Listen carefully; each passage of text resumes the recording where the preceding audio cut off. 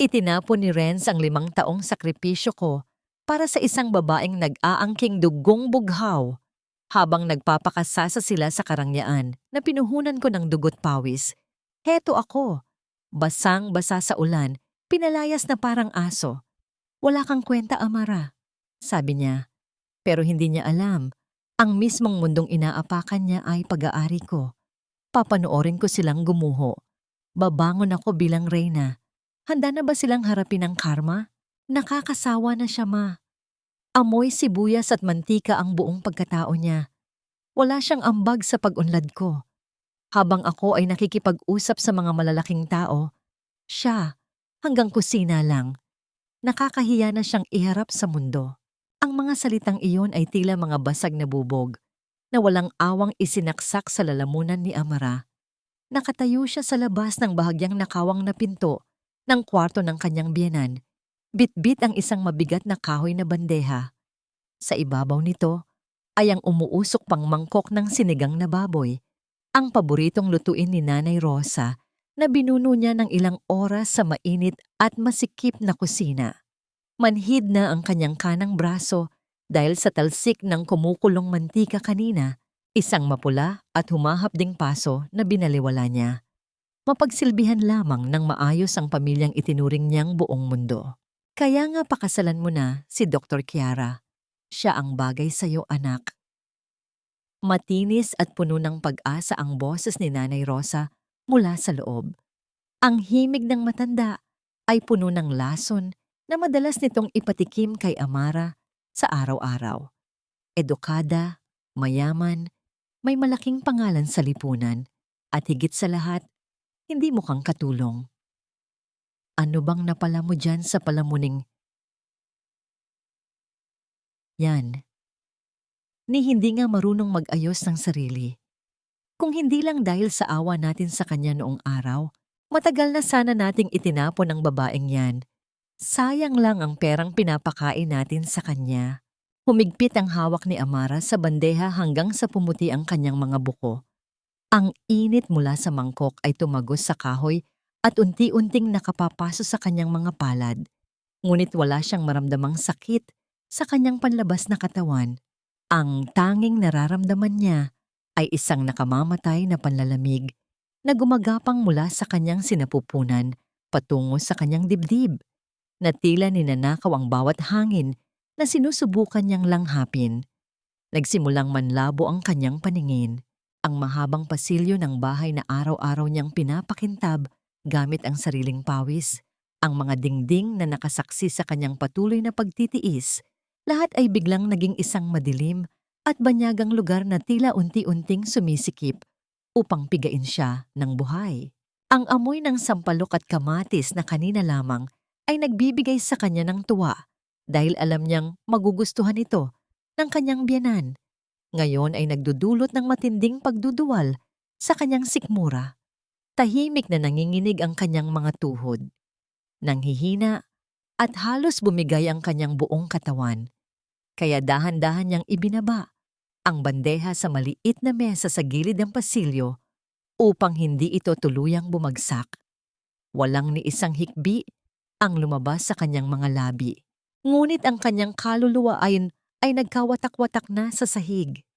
Ang pinakamatinding sakit ay ang sakit na hindi kayang isigaw. Ang sakit na kailangan mong lunukin kahit na nagdudugo na ang iyong loob. Kusang gumalaw ang kanyang nanginginig na mga daliri at nahaplos ang laylayan ng lumang polo ni Renz na nakasampay sa sandalan ng silya malapit sa kanya. Ito ang damit na maingat niyang pinlansya kaninang madaling araw. Tinitiyak na walang kahit isang gusot bago pa man gumising ang lalaki. Isang gawain ng pagmamahal na ngayon ay tila isang nakapandidiring sumpa. Bawat haplos, bawat sakripisyo, bawat paglunok niya ng sariling pride sa tuwing ipapamukha sa kanya ni Nanay Rosa na siya ay isang walang kwentang asawa. Lahat ng yon ay nauwi sa salitang nakakasawa at palamunin. Inako niya ang lahat ng pang-aalipusta. Tinago ang kanyang tunay na yaman at kapangyarihan para lamang maranasan ng isang simpleng pamilya na hindi nakabatay sa pera ang pagmamahal, Ngunit ito ang naging kapalit. Sa gitna ng nakabibinging pananahimik ng kanyang isipan, naramdaman niya ang isang maikling panginginig mula sa malalim na bulsa ng kanyang kupas na apron. Automatikong dinukot ng kanyang manhid na kamay ang isang lumang modelo ng telepono na matagal na niyang itinatago mula sa lahat. Sa maliit na screen nito na nagbigay ng mahinang liwanag sa madilim na pasilyo ay isang mensahe mula sa isang internasyonal na numero na 5 taon na niyang hindi sinasagot. Handa na ba ang senyorita? Nakatitig lang siya sa mga letrang iyon. Ang kanyang utak ay lumalangoy sa isang karagatan ng pagkalito at pagdurusa. 5 taon. Tanong niya sa kanyang sarili habang ang mga luha ay nagsisimulang mag-unahan sa pagtulo sa kanyang namumutlang mga pisngi. 5 taong ibinaon ko ang sarili ko sa kusina, tinanggalan ng karapatang maging ako, binitiwan ang lahat ng rangya, para lang maging isang basahang pwedeng itapon kapag wala ng silbi. Ganito ba talaga ang sukli ng pag-ibig na ibinigay ang lahat? Kailangan ko bang mamatay sa sakit bago ko matutunang mahalin ang sarili ko? Hindi pa man niya lubusang nayayakap ang pighati ng kanyang mga katanungan, ang biglaang paghawi ng pinto ay lumikha ng isang malakas na ihip ng hangin na tumama sa kanyang mukha. Bumulaga sa kanyang harapan si Renz. Huminto ang lalaki nang makita siyang nakatayo doon. Nakayuko. Bit-bit ang bigat ng mundong gumuho. Saglit na nanlaki ang mga mata ni Renz nang mapansin ang nanginginig na balikat ni Amara, ang pamumula ng kanyang mga mata, at ang luhang tahimik na bumabagsak sa kanyang kupas na damit. Nakita rin ng lalaki ang bandeja ng pagkain at ang mapulang paso sa braso ng asawa. Ngunit sa halip na makonsensya, ang saglit na pagkagulat sa mga mata nito ay mabilis na napalitan ng isang malamig, matigas, at pandidiring tingin. Walang kahit anong bakas ng pagmamahal, awa, o pag-aalala ang naiwan sa mukha ng lalaking pinagsilbihan niya ng buong buhay niya. Para siyang tumitingin sa isang estranghero na nagdudulot ng perwisyo sa kanyang perpektong araw. Narinig mo ba? Ang boses ni Renz ay walang kaemo-emosyon, tila isang patalim na diretsong hinihiwa ang natitirang hibla ng pag-asa sa puso ni Amara. Hindi makapagsalita si Amara. Ang hangin ay tila naubos sa kanyang baga. Gusto niyang magmakaawa. Gusto niyang tanungin kung saan siya nagkulang. Kung bakit ang daling itapon ng lahat ng kanilang pinagsamahan, ngunit ang kanyang lalamunan ay parang tinikang hindi makahinga. Tanging ang mga luha niya ang sumasagot sa katahimikan. Umatras ng isang hakbang si Renz, pinagmamasdan ng asawa mula ulo hanggang paa na tila isang dumi na nakapasok sa kanyang malinis at marangyang pamumuhay. Mabuti kung ganun. Malamig nitong patuloy. Ang bawat salita ay may diin, pinal, at walang pakialam kung makamatay man ito ng kaluluwa. Dahil pagod na akong magpanggap, Amara. Gusto kong makipaghiwalay. Ang sinag ng araw na tumagos sa bintana ng kusina ay walang dalang init para sa nanlalamig na kaluluwa ni Amra. Umaga na, ngunit pakiramdam niya ay nananatili siyang nakakulong sa isang mahaba at walang katapusang bangungot. Matapos ang malupit na pagtataboy ni Renz kagabi, hindi siya nakatulog kahit 1 minuto. Nananatili siyang nakatayo sa harap ng lababo, mekanikal na hinuhugasan ang mga pinggan dahil ito na lamang ang tanging pamilyar na galaw na nagpipigil sa kanya upang hindi tuluyang mabaliw. Hindi nagtagal, umusbong ang pamilyar na tunog ng kampana mula sa pangunahing pintuan, hudyat ng pagdating ng isang bisita. Bago pa man makapagpunas ng kamay si Amara, narinig na niya ang masiglang boses ng kanyang biyenan na sumasalubong sa pinto. Pumasok si Dr. Kiara Monteverde na parang siya ang tunay na reyna ng tahanang iyon. Ang kanyang makintab at mamahaling sapatos ay nag-iwan ng mahinang ingay sa bawat paghakbang niya sa makinis na sahig. Balot siya ng isang mamahaling puting kasuotan na nagbibigay diin sa kanyang propesyon, at ang hangin ay mabilis na napuno ng matapang at pinunyang pabango. Ganap na pinapatay ang amoy ng bawang at paboritong kape ni Renz na kanina pa inihahanda ni Amara.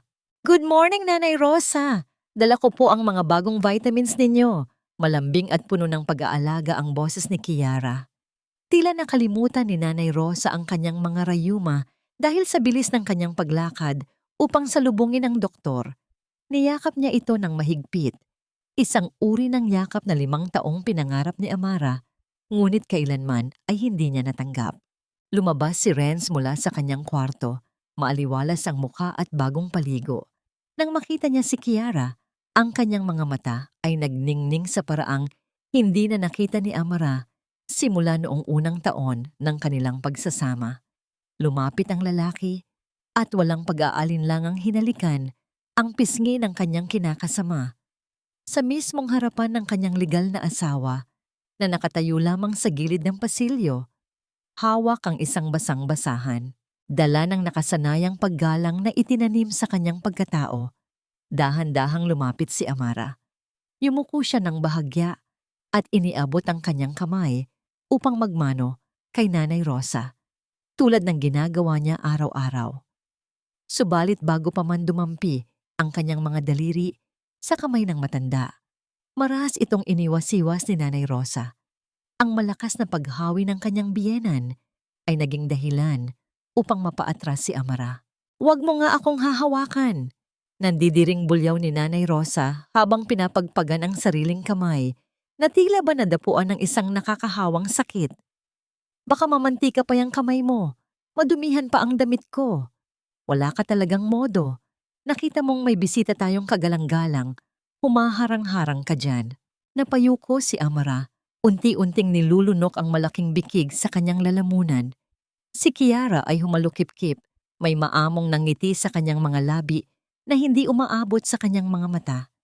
Ito ang uri ng nangiti na ginagamit upang iparamdam sa isang tao kung gaano siya kaliit. "Amara, I know this is hard for you to accept," panimula ni Kiara. Ang boses ay kalmado at nag-uumapaw sa huwad na kabaitan. "Pero we have to be practical and mature about this. Ang pag-ibig ay para sa mga magkapantay. Hindi mo ba nakikitang hinihila mo pababa si Renz? He is a CEO now. He needs someone who can stand by his side sa mga gala dinners, someone who understands his business, someone who can converse with investors. Look at yourself. Hanggang pagluluto lang ang kaya mong i-offer." Tumingala si Amara at tumingin kay Renz, naghahanap ng kahit isang patak ng pagtatanggol. Ngunit ang lalaki ay nakatayo lamang roon, nakapamulsa, at tila sumasang-ayon sa bawat salitang binibitawan ng kanyang kabit. Tama si Kiara Amara. Malamig na dugtong ni Renz, ang kanyang mga mata ay puno ng panunumbat. "I gave you 5 years to improve yourself. 5 taon kitang binigyan ng pagkakataon para mag-aral man lang ng tamang pag-aayos o sumabay sa mundo ko. Pero anong ginawa mo? Nagpakulong ka sa kusina. Naging kontento ka sa pagiging asawang walang pangarap. I was suffocating in this marriage.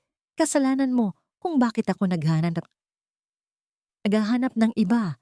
Ako ang biktima rito ng kawalan mo ng ambisyon." Ang mga salitang iyon ay sadyang idinisenyo upang baluktutin ang katotohanan. Binabaliktad nila ang sitwasyon, ginagawa siyang may sala sa sarili niyang pagkasira. Gusto sanang isumbat ni Amara na kaya siya nagpakulong sa kusina ay dahil ipinagbawal ni Renz na kumuha sila ng kasambahay noong nagsisimula pa lamang sila, na inialay niya ang lahat ng kanyang oras para alagaan ang may sakit nitong ina na ang mismong pondong ginamit nito para itayo ang kumpanya ay nanggaling sa kanyang palihim na tulong. Ngunit ang kanyang mga labi ay nanatiling tikom. Alam niyang ang katotohanan ay hindi magkakaroon ng puwang sa isang kwartong puno ng mga taong nabubulag sa sarili nilang kasakiman. "Ipagtimpla mo na lang kami ng tsaa," utos ni Renz na tila inuutusan ng isang binabayarang utusan. "At siguruhin mong malinis ang gagamitin mong tasa para kay Kiara." Nanghihina ang mga tuhod, tahimik na tumalikod si Amara at nagtungo sa kusina. Nang ibalik niya ang mamahaling set ng porselanang tasa na binili pa niya mula sa sariling ipon noong nakaraang Pasko, nanginginig ang kanyang mga kamay. Bawat hakbang niya ay puno ng bigat ng kawalang katarungan. Nang ilapag niya ang platito sa harap ni Kiara, ang kanyang nanginginig na mga daliri ay hindi nakakapit ng maayos. Dumulas ang porselanang tasa mula sa kanyang kamay, bumagsak sa matigas na marmol na lamesa at nagkawatak-watak sa maliliit na piraso. Oh my God! Maikling tili ni Kiara na umarte pang nagulat at umurong, kahit hindi naman siya natamaan. Ang tanga mo naman, Amara! Galit na sigaw ni Renz. Nanlilisik ang mga mata. Kahit ang simpleng paglapag ng tsa, hindi mo pa magawa ng tama? Sinadya mo ba to para basagin ang gamit? Mabilis na lumuhod si Amara sa sahig. Ang kanyang paningin ay lumalabo dahil sa namumuong luha habang pilit niyang pinupulot ang mga basag na piraso ng porselana. Sa kanyang pagmamadali at panginginig, isang matalas na dulo ng basag na tasa ang humiwa ng malalim sa kanyang hintuturo.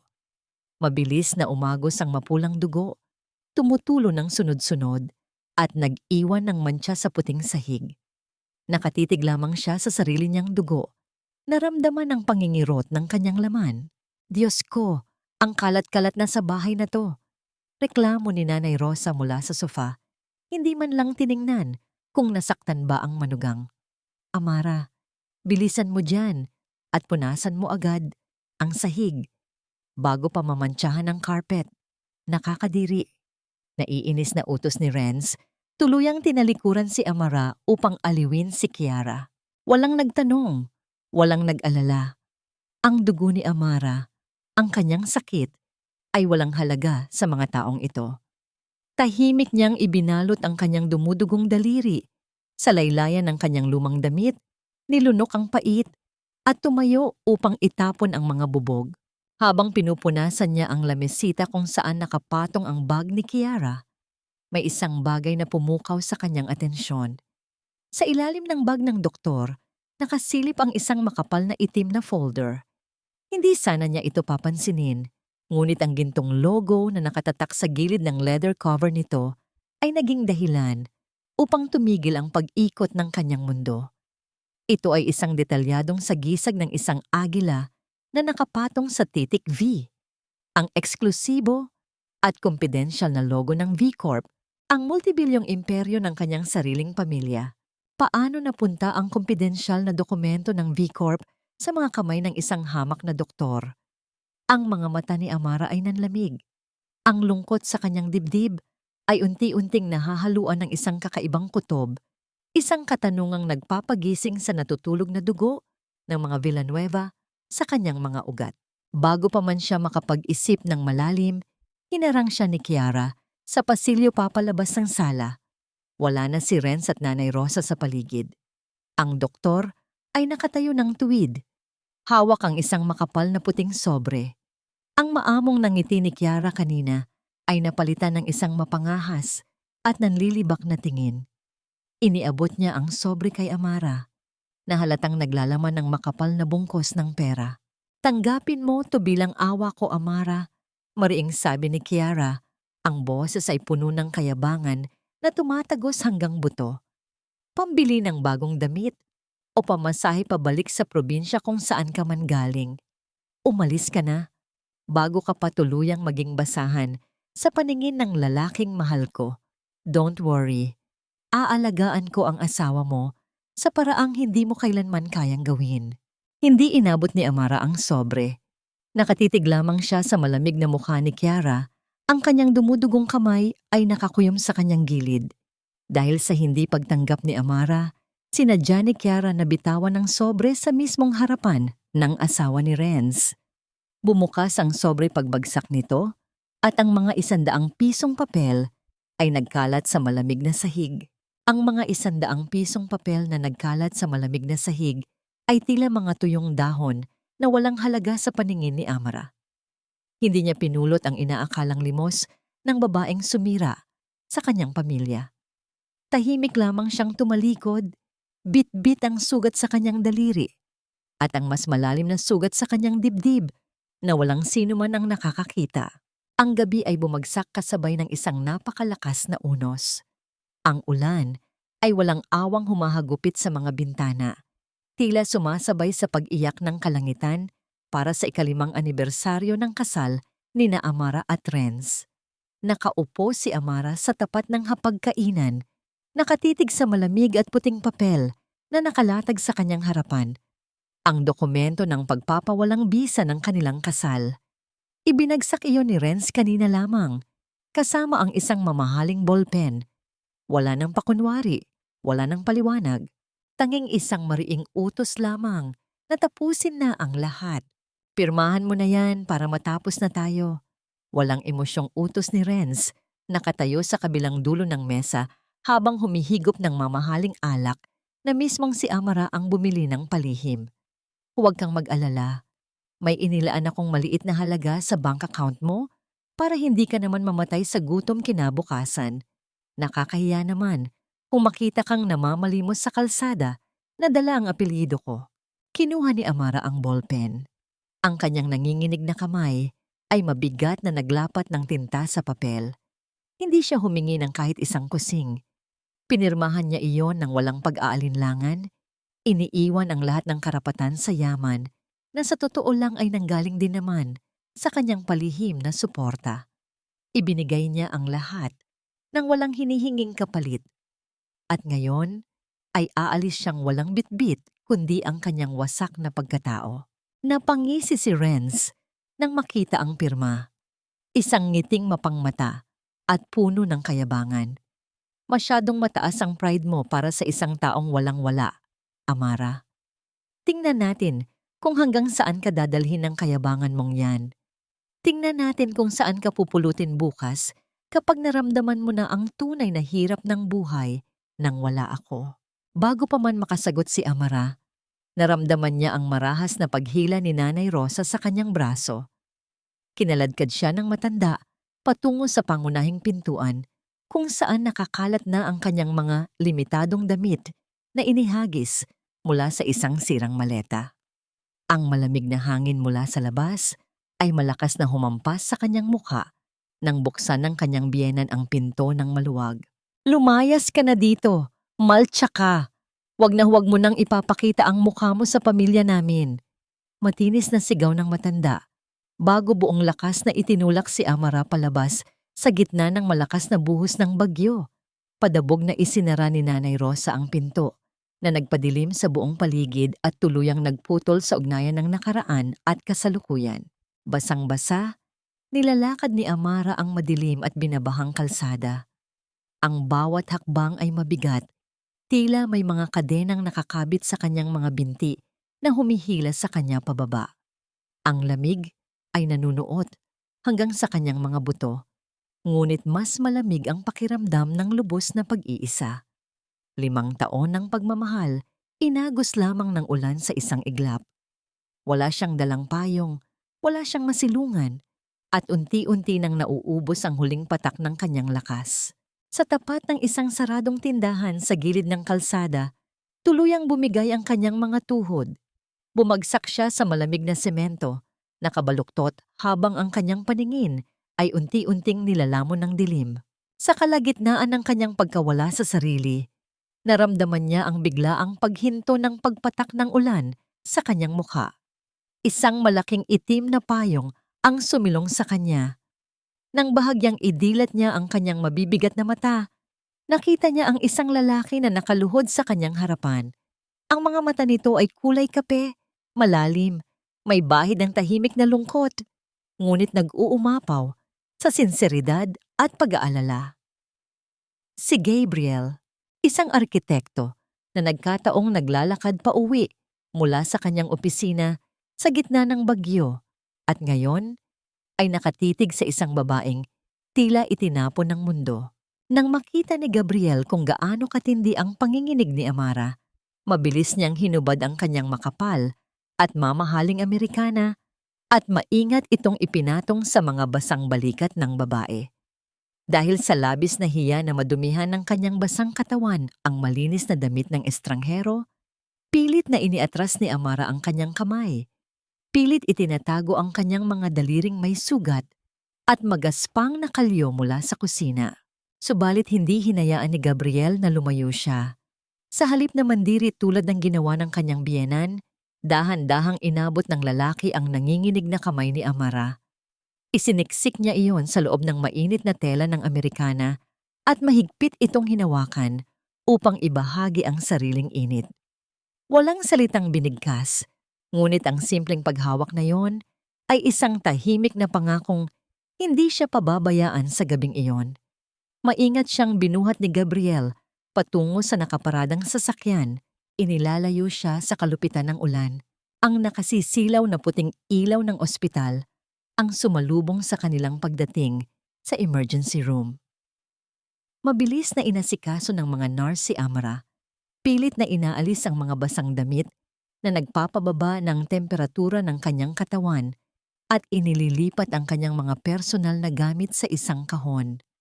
Habang nakatayo si Gabriel sa gilid upang magbantay, nahagip ng kanyang paningin ang isang maliit na bagay na nahulog mula sa napunit na bulsa ng lumang bag ni Amara. Isa itong mabigat at makinis na singsing na gawa sa purong berdeng jade. May ukit na isang napakadetalyadong sagisag ng isang pamilya na kilala lamang sa hanay ng mga pinakamayayaman sa bansa. Isang napakamahal na alahas na hindi akmang dalhin ng isang babaeng mukhang itinapon sa kalye. Inilagay iyon ni Gabriel sa loob ng kanyang bulsa upang itago at ibalik sa tamang oras, habang ang kanyang isip ay napuno ng matinding pagtataka sa tunay na pagkatao ng babaeng kanyang iniligtas. Lumabas ang doktor mula sa emergency room. Madilim at seryoso ang aura ng mukha. Ipinaliwanag nito kay Gabriel na ang pasyente ay naghihingalo dahil sa malalang pulmonya, dulot ng matinding pagod, emosyonal na trauma, at pagkaulanan. Ang kanyang katawan ay tuluyan ng bumibigay sa matinding stress na inipon sa loob ng maraming taon. Bago pa man makasagot si Gabriel, isang magkakasunod at mabilis na pag-alarma mula sa silid ni Amara ang nagpapanik sa mga nurse. Ang mga numerong nagpapakita ng tibok ng puso ni Amara sa screen ay mabilis na bumabagsak. Tumakbo ang doktor pabalik sa loob. Inuutos ang paghahanda para sa resuscitasyon. Ang tuloy-tuloy at matinis na tunog na nagmumula sa makinaryang nagbabantay sa puso ni Amara ay umaling-awngaw sa buong pasilyo, nagbabadya ng tuluyang pag-agaw ng kamatayan sa kanyang pag-asa. Ang tahimik at maindayog na pag-andar ng makina sa gilid ng higaan ang naging saksi sa muling pagbabalik ng diwa ni Amara. Dahan-dahan niyang iminulat ang kanyang mabibigat na talukap, sinalubong ng mapuputing ilaw at amoy ng gamot na nagpapaalala sa kanya na nadaya niya ang kamatayan.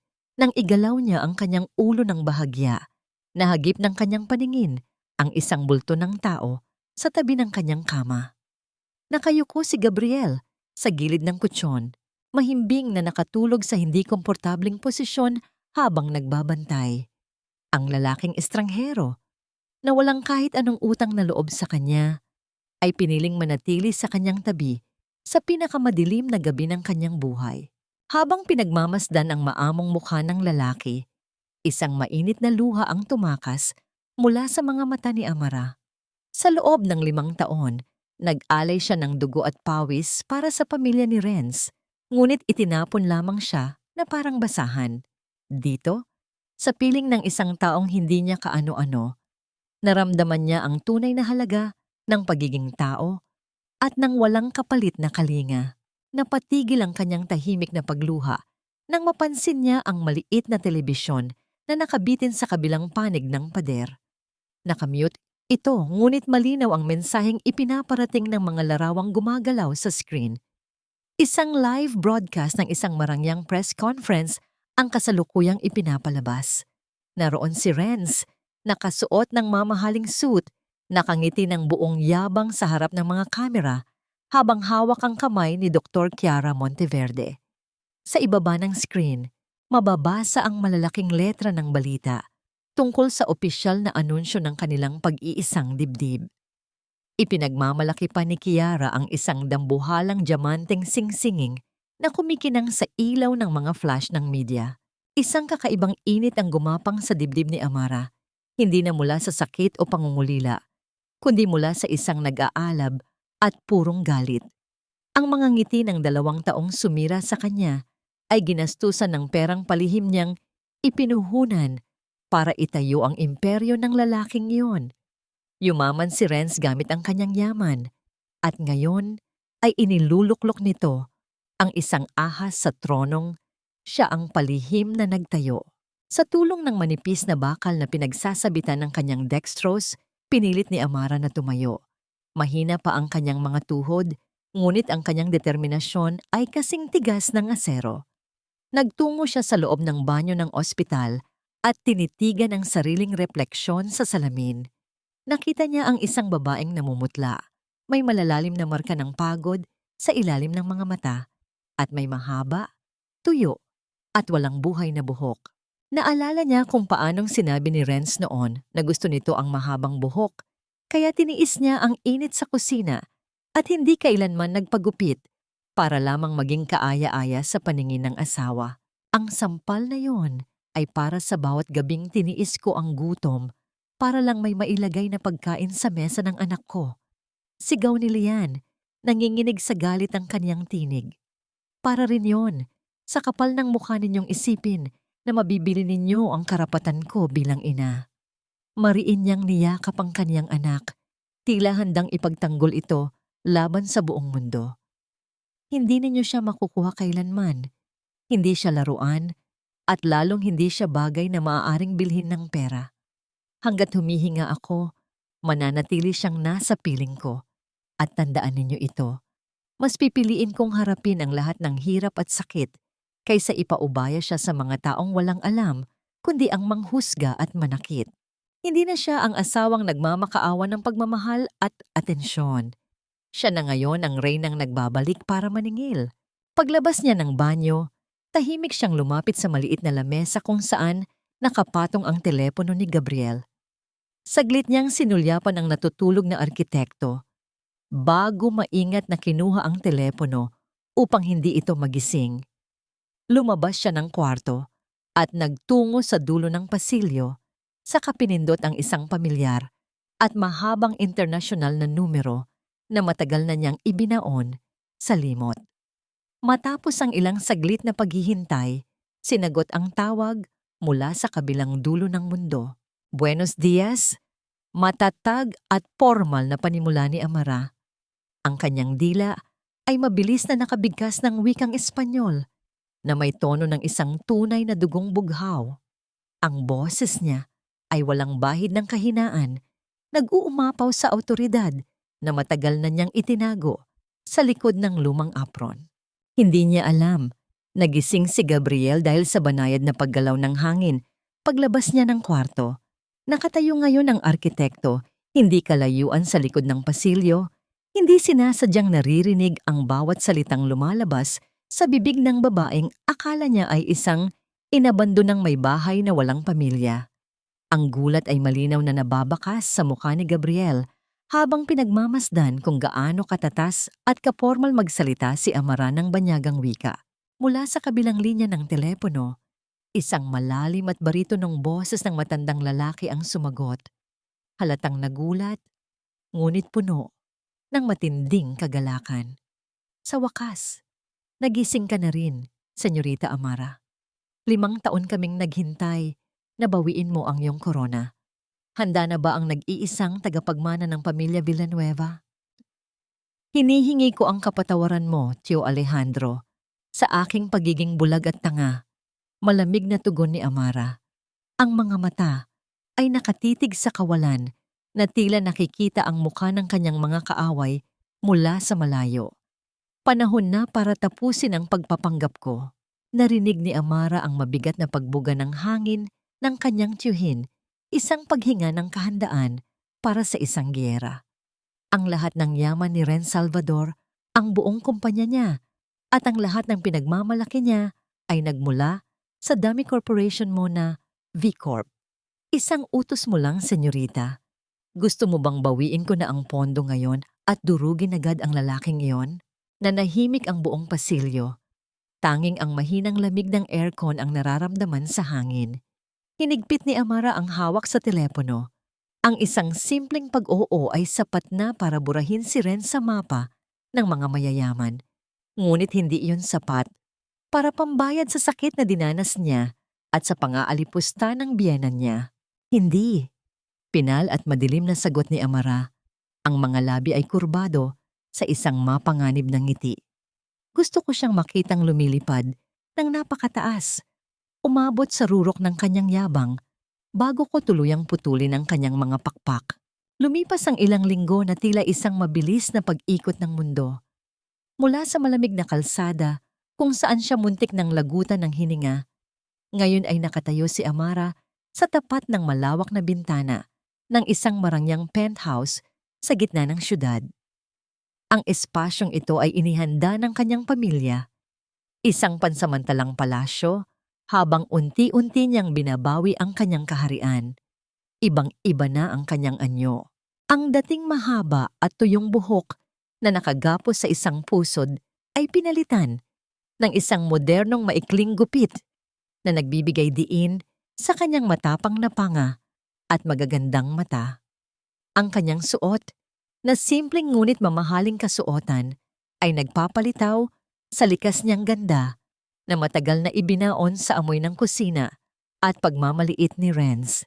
Subalit, sa likod ng mamahaling panlabas na ito, nananatili ang isang pusong natutong maging matigas para sa mga kaaway at nananatiling malambot para sa mga nagpakita ng kabutihan. Ang mahinang paglapat ng mabigat na pinto ng penthouse ay nagpabalik sa kanyang diwa. Pumasok ang kanyang formal na katulong upang i-anunsyo ang pagdating ng inupahang lead architect ng V-Corp para sa disenyo ng nasabing penthouse. Nang pumasok ang arkitekto na may bitbit na mga plano at sukat, tumigil ang paggalaw ng hangin sa loob ng silid. Nakatayo doon si Gabriel, ang lalaking nagligtas sa kanya mula sa ulan. Napatigil ang binata, ang mga mata ay nanlaki sa matinding pagkabigla nang mapagtanto kung sino ang kaharap.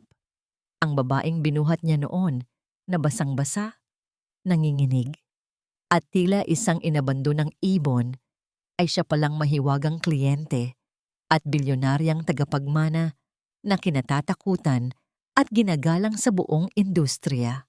Isang maaliwalas at sinserong ngiti ang sumilay sa mga labi ni Amara. Inalok niya ang binata na umupo sa malambot na sofa habang naghahanda ang kanyang katulong ng mainit na kape. Hindi nag-atubili si Amara na magkwento ng bahagya.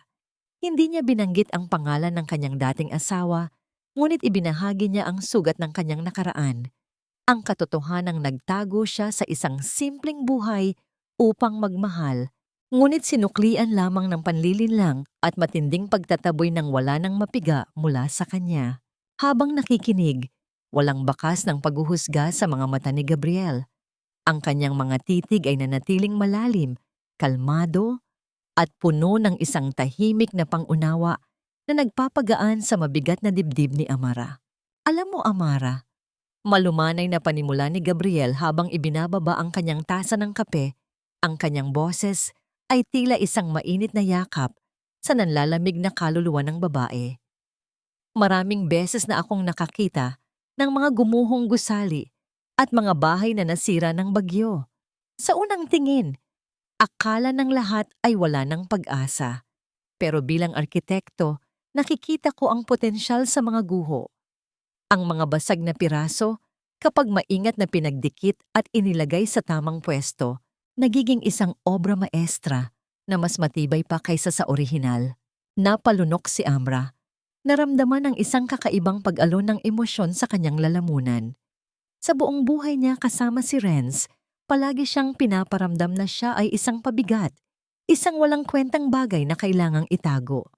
Ngunit sa lalaking ito, ang kanyang mga sugat at pagkasira ay tinitingnan bilang isang sining na may halaga. Isang banayad na ihip ng hangin mula sa siwang ng bintana ang naglipad sa isang manipis na hibla ng buhok ni Amara na bahagyang tumakip sa kanyang mata. Bago pa man niya ito maabot, automatikong naiangat ni Gabriel ang kanyang kamay. Walang pag-aalinlangan, ngunit puno ng matinding pag-iingat. Dahan-dahang hinawi ng binata ang nakaharang na buhok at isiniksik iyon sa likod ng tainga ng babae. Ang dulo ng kanyang mga daliri ay bahagyang sumayad sa mainit na balat ng noo ni Amara. Ang paghawak na iyon ay mabilis lamang, walang bahid ng pagnanasa o pag-angkin, ngunit nagdala ng isang matinding pakiramdam ng seguridad. Bumilis ang tibok ng puso ni Amara, hindi dahil sa takot o kaba na madalas niyang maramdaman noon, kundi dahil sa isang matagal na niyang pinapangarap na kapayapaan at pag-aalaga. Ang kanilang payapang sandali ay banayad na naantala nang pumasok ang punong alalay ni Amara na si Mr. Santos, may dalang isang makapal na folder. Magalang na tumayo si Gabriel at nagpaalam upang pag-aralan ang mga sukat sa kabilang bahagi ng penthouse. Ibinibigay ang kinakailangang pribadong espasyo para sa negosyo ng tagapagmana. Nang makalayo ang arkitekto, bumalik ang malamig at matalim na aura ng bilyonaryang si Amara. Inilatag ni Mr. Santos ang nilalaman ng folder. Ito ay isang desperadong liham at proposal ng proyekto. Ang kumpanya ni Renz Salvador ay kasalukuyang nagkukumahog at palihim na naghahanap ng panibagong mamumuhunan para sa isang higanting proyekto upang mapabilib ang pamilya ni Dr. Kiara at patunayang karapat-dapat siyang maging parte ng mga elitista. Isinugal ni Renz ang lahat ng kanyang kredito at ang tanging kumpanyang may kakayahang magbigay ng ganoon kalaking pondo ng mabilisan ay walang iba kundi ang V Corp, ang kumpanyang matagal nang nagpapagalaw sa kanya nang hindi niya namamalayan.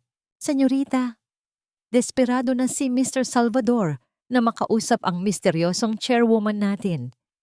Nakahanda siyang ipanggarantiya ang buong kumpanya niya, maging ang mga personal na ari-arian. Makuha lang ang pondong ito para sa nalalapit nilang kasal ni Dr. Monteverde. Ulat ni Mr. Santos habang hinihintay ang utos ng kanyang amo. Isang malamig at mapangutyang ngiti ang gumuhit sa mga labi ni Amara habang pinagmamasdan ang pirma ng kanyang dating asawa sa papel na yon. Ang parehong pirma na ginamit nito upang itaboy siya sa pamamagitan ng divorce paper. Gusto nitong lumipad ng mas mataas para sa bagong babae nito. Ibibigay niya ang langit bago niya nakawin ang mismong hangin na nagpapalipad dito. Kinuha ni Amara ang kanyang mamahaling ballpen mula sa mesa. Walang pag-aatubili. Nilagdaan niya ang pag-apruba sa pagpapalabas ng multimilyong pondo, ngunit may kasamang direktiba sa kanyang abogado na isingit ang isang hindi napapansing patibong sa pahina ng kontrata. Isang nakamamatay na kondisyon na kapag nilabag, magbibigay sa V Corp ng karapatang hatakin at kamkamin ang lahat ng pag-aari ni Renz sa loob lamang ng isang iglap nang walang anumang palugit. Ang bawat pagguhit ng tinta sa huling pahina ng dokumento ay katumbas ng unti-unting paglalala ng lambat na sasakal sa pangarap ng mga taong umalipusta sa kanya. Ang nagtataasang pader ng bagong mansyon ni Renz Salvador ay tila isang bantayog ng kanyang kasakiman. Gawa sa pinakapinong marmol at mamahaling materyales, ang bahay na ito ay binili gamit ang unang bugso ng bilyong-pisong pondo na inaprubahan ng V Corp. Sa gabing iyon, ang buong paligid ay nagliliwanag dahil sa marangyang handaan para sa kanilang paglipat. Ang banayad na pagdikit ng mga kristal na baso at ang pino, artipisyal na tawanan ng mga mayayamang panauhin, ay lumikha ng isang ilusyon ng perpektong buhay. Sa gitna ng malawak na sala na pinalamutian ng mga sariwang bulaklak na inangkat pa mula sa ibang bansa, nakaupo si Nanay Rosa tulad ng isang reyna sa kanyang trono. Pinalilibutan siya ng mga kamag-anak nilang dati ay hindi man lang sila pinapansin noong sila ay mahirap pa. Suot ang isang makapal na kwintas na ginto, nagyayabang ang matanda habang nakaturo sa malaking chandelier sa kisame. Tingnan ninyo itong bahay namin. Hindi ba't amoy elitista? Hindi katulad ng dati naming tinitirhan na palaging amoy sibuyas at mantika dahil sa palamuning si Amara. Malakas at mayabang na pahayag ni Nanay Rosa, sinisigurong maririnig ng lahat ang kanyang panlalait. Mabuti na lang at nagising na sa katotohanan ang anak ko at itinapon na ang walang kwentang babaeng iyon sa kalsada kung saan siya nararapat. Heto ang tunay kong manugang, si Dr. Kiara. Edukada, mayaman, at higit sa lahat, ka-level namin, nagtawanan ang mga kamag-anak, sumasang-ayon sa bawat panlalait upang makasipsip sa bagong yaman ng pamilya.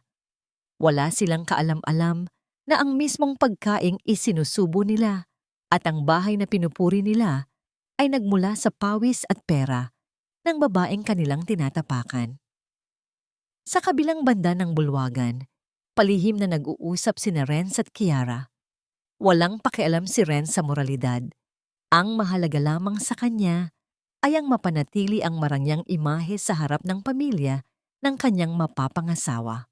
"Babe, I already talked to my underground supplier." Mahinang bulong ni Kiara. Ang kanyang mga mata ay kumikinang sa katusuhan. Kung gagamitin natin ang mga substandard at hindi rehistradong medical supplies para sa malaking hospital project ng V Corp, we can pocket almost half of the budget. Walang makakapansin. Ako ang doktor. Ako ang masusunod sa pagpili ng materyales. Saglit na nag-alinlangan si Renz. Alam niyang ang pandaraya sa isang higanting kumpanya tulad ng V Corp ay isang malaking sugal. Ngunit nang makita niya ang kislap ng dambuhalang diamante sa daliri ni Kiara na naig ang kanyang kasakiman, siguruhin mo lang na walang makakakita sa mga pekeng resibo. Kailangan natin ng mas maraming pera para sa kasal natin. Gusto kong makita ng buong bansa kung gaano tayo kayaman. Ang kanilang maitim na plano ay naudlot nang makarinig sila ng isang matinis na sigaw mula sa kusina. Nang magpunta sila roon, naabutan nilang namumula ang mukha ni Nanay Rosa sa galit, habang sa kanyang harapan ay nakayuko at nanginginig ang isang matandang kasambahay na nagngangalang Lita. Si Lita ay isa sa mga orihinal na katulong na naging saksi sa kabutihan ni Amara noon. "Bakit mo isinilbi itong sinigang na ito? Sino ang may sabing lutuin mo yan?" Asik ni Nanay Rosa habang dinuduro ang kasambahay. "Ma'am, pasensya na po. Paborito niyo po kasi yan dati, noong si Ma'am Amara pa po ang Bago pa man matapos ni Lita ang kanyang pangungusap, isang marahas na paghampas ng palad ni Nanay Rosa ang dumapo sa pisngi ng matandang kasambahay. Ang biglaang pananakit ay nagpatigil sa lahat ng ingay sa kusina. Napahawak si Lita sa kanyang namumula at humahapding pisngi habang ang kanyang mga luha ay nagunahang pumatak. "Wala kang karapatang banggitin ang pangalan ng basurang yon sa pamamahay ko." Nanggigigil na sigaw ni Nanay Rosa. "Kinukupkup na nga kita rito. Wala ka pang utang na loob. Lumayas ka. Tanggal ka na sa trabaho." Walang sino man kina Renz at Kiara ang pumigil sa kalupitan ng matanda.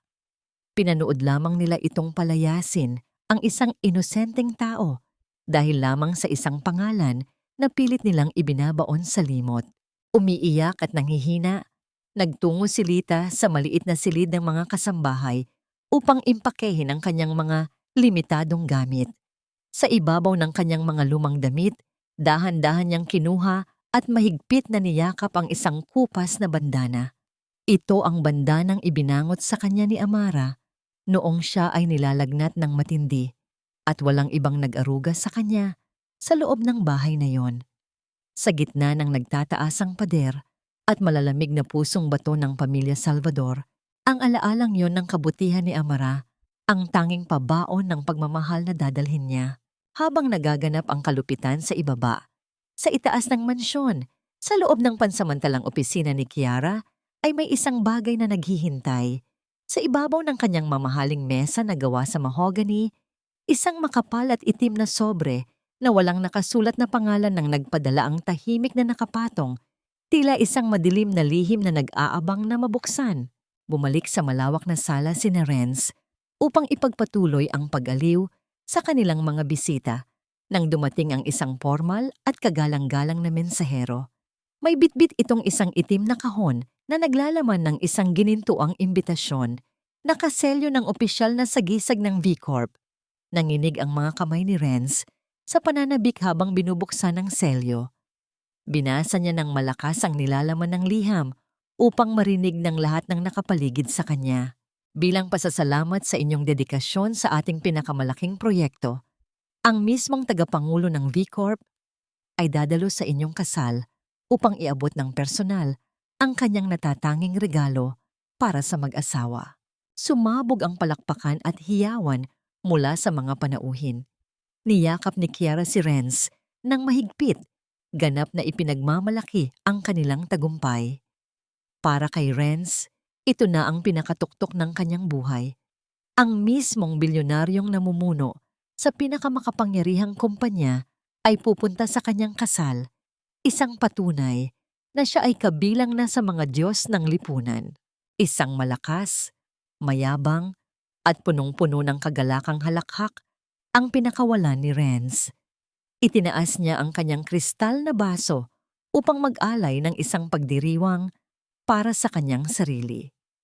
Hindi niya alintana ang katotohanang papasok siya sa isang bitag. Ang kanyang mapangahas at ganid na ngiti ay malinaw na nakalarawan sa ibabaw ng alak sa loob ng kanyang baso. Isang alak na kasing pula ng dugong sisingilin sa kanya sa tamang panahon. Ang malawak na hapagkainan sa penthouse ni Amara ay napupuno ng mga mamahaling pagkain na inihanda ng kanyang personal na kusinero. Subalit, nang buksan ng katulong ang isang porselanang mangkok upang isilbi ang sabaw, isang pamilyar na amoy ang mabilis na kumalat sa hangin. Ang mainit na singaw ng sampalok at nilagang karne ng baboy ay pumasok sa kanyang ilong. Sa halip na makaramdam ng gutom, isang matinding panlalamig ang biglang gumapang sa kanyang batok. Ang amoy na yon ay isang malupit na susi na nagbukas sa kulungan ng kanyang mga mapapait na alaala. Biglang nagdilim ang kanyang paningin. Ang magarang paligid ng penthouse ay tila naglaho at pakiramdam niya ay nakatayo siya muli sa masikip at mainit na kusina ng pamilya Salvador. Narinig niya ang nag-uumapaw na pandidiri sa boses ni Renz na umaalingaw-ngaw sa kanyang isipan. Sinusumbatan siyang amoy sibuyas at walang kwenta. Nakita niya ang mapangutyang mukha ni Nanay Rosa na nagtataboy sa kanya. Nagsimulang manikip ang kanyang dibdib na tila may isang mabigat na batong nakadagan sa kanyang baga. Binitawan niya ang hawak na kutsara. Ang mahinang paglapat ng pilak na kutsara sa basong plato ay umikot ng napakalakas sa kanyang pandinig. Namumutla at nanginginig ang buong katawan.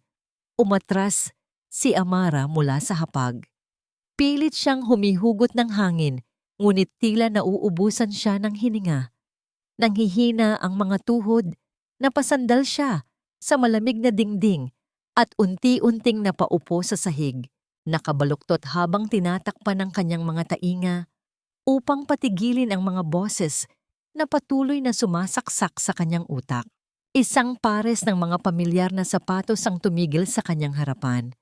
Bumukas ang pinto kanina nang hindi niya namamalayan at pumasok si Gabriel upang ihatid ang ilang huling detalye ng kanyang disenyo. Nang makita ng arkitekto ang kalagayan ng babae, hindi ito nagpanik.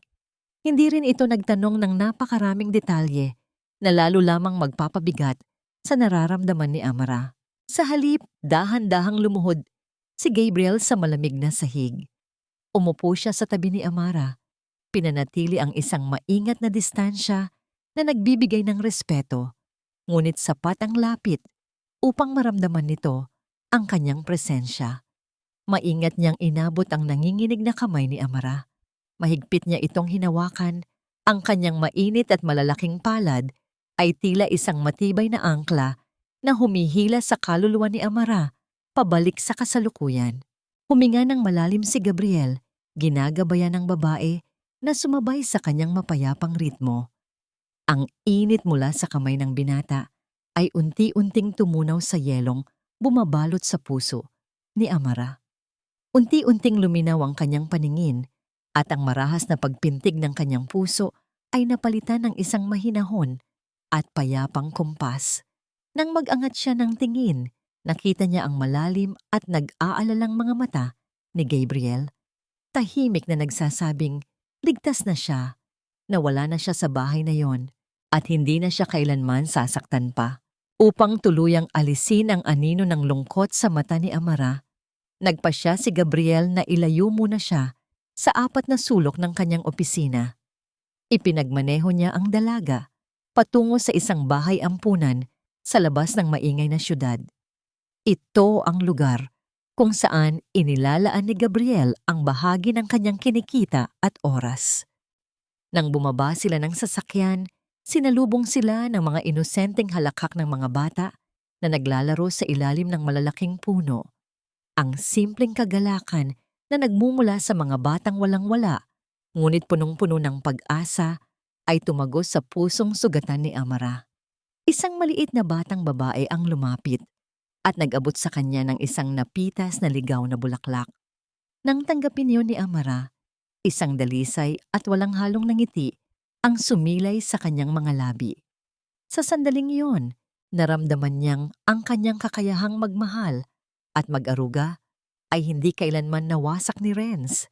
Naghihintay lamang itong maibigay sa mga taong tunay na nakakaunawa sa halaga nito.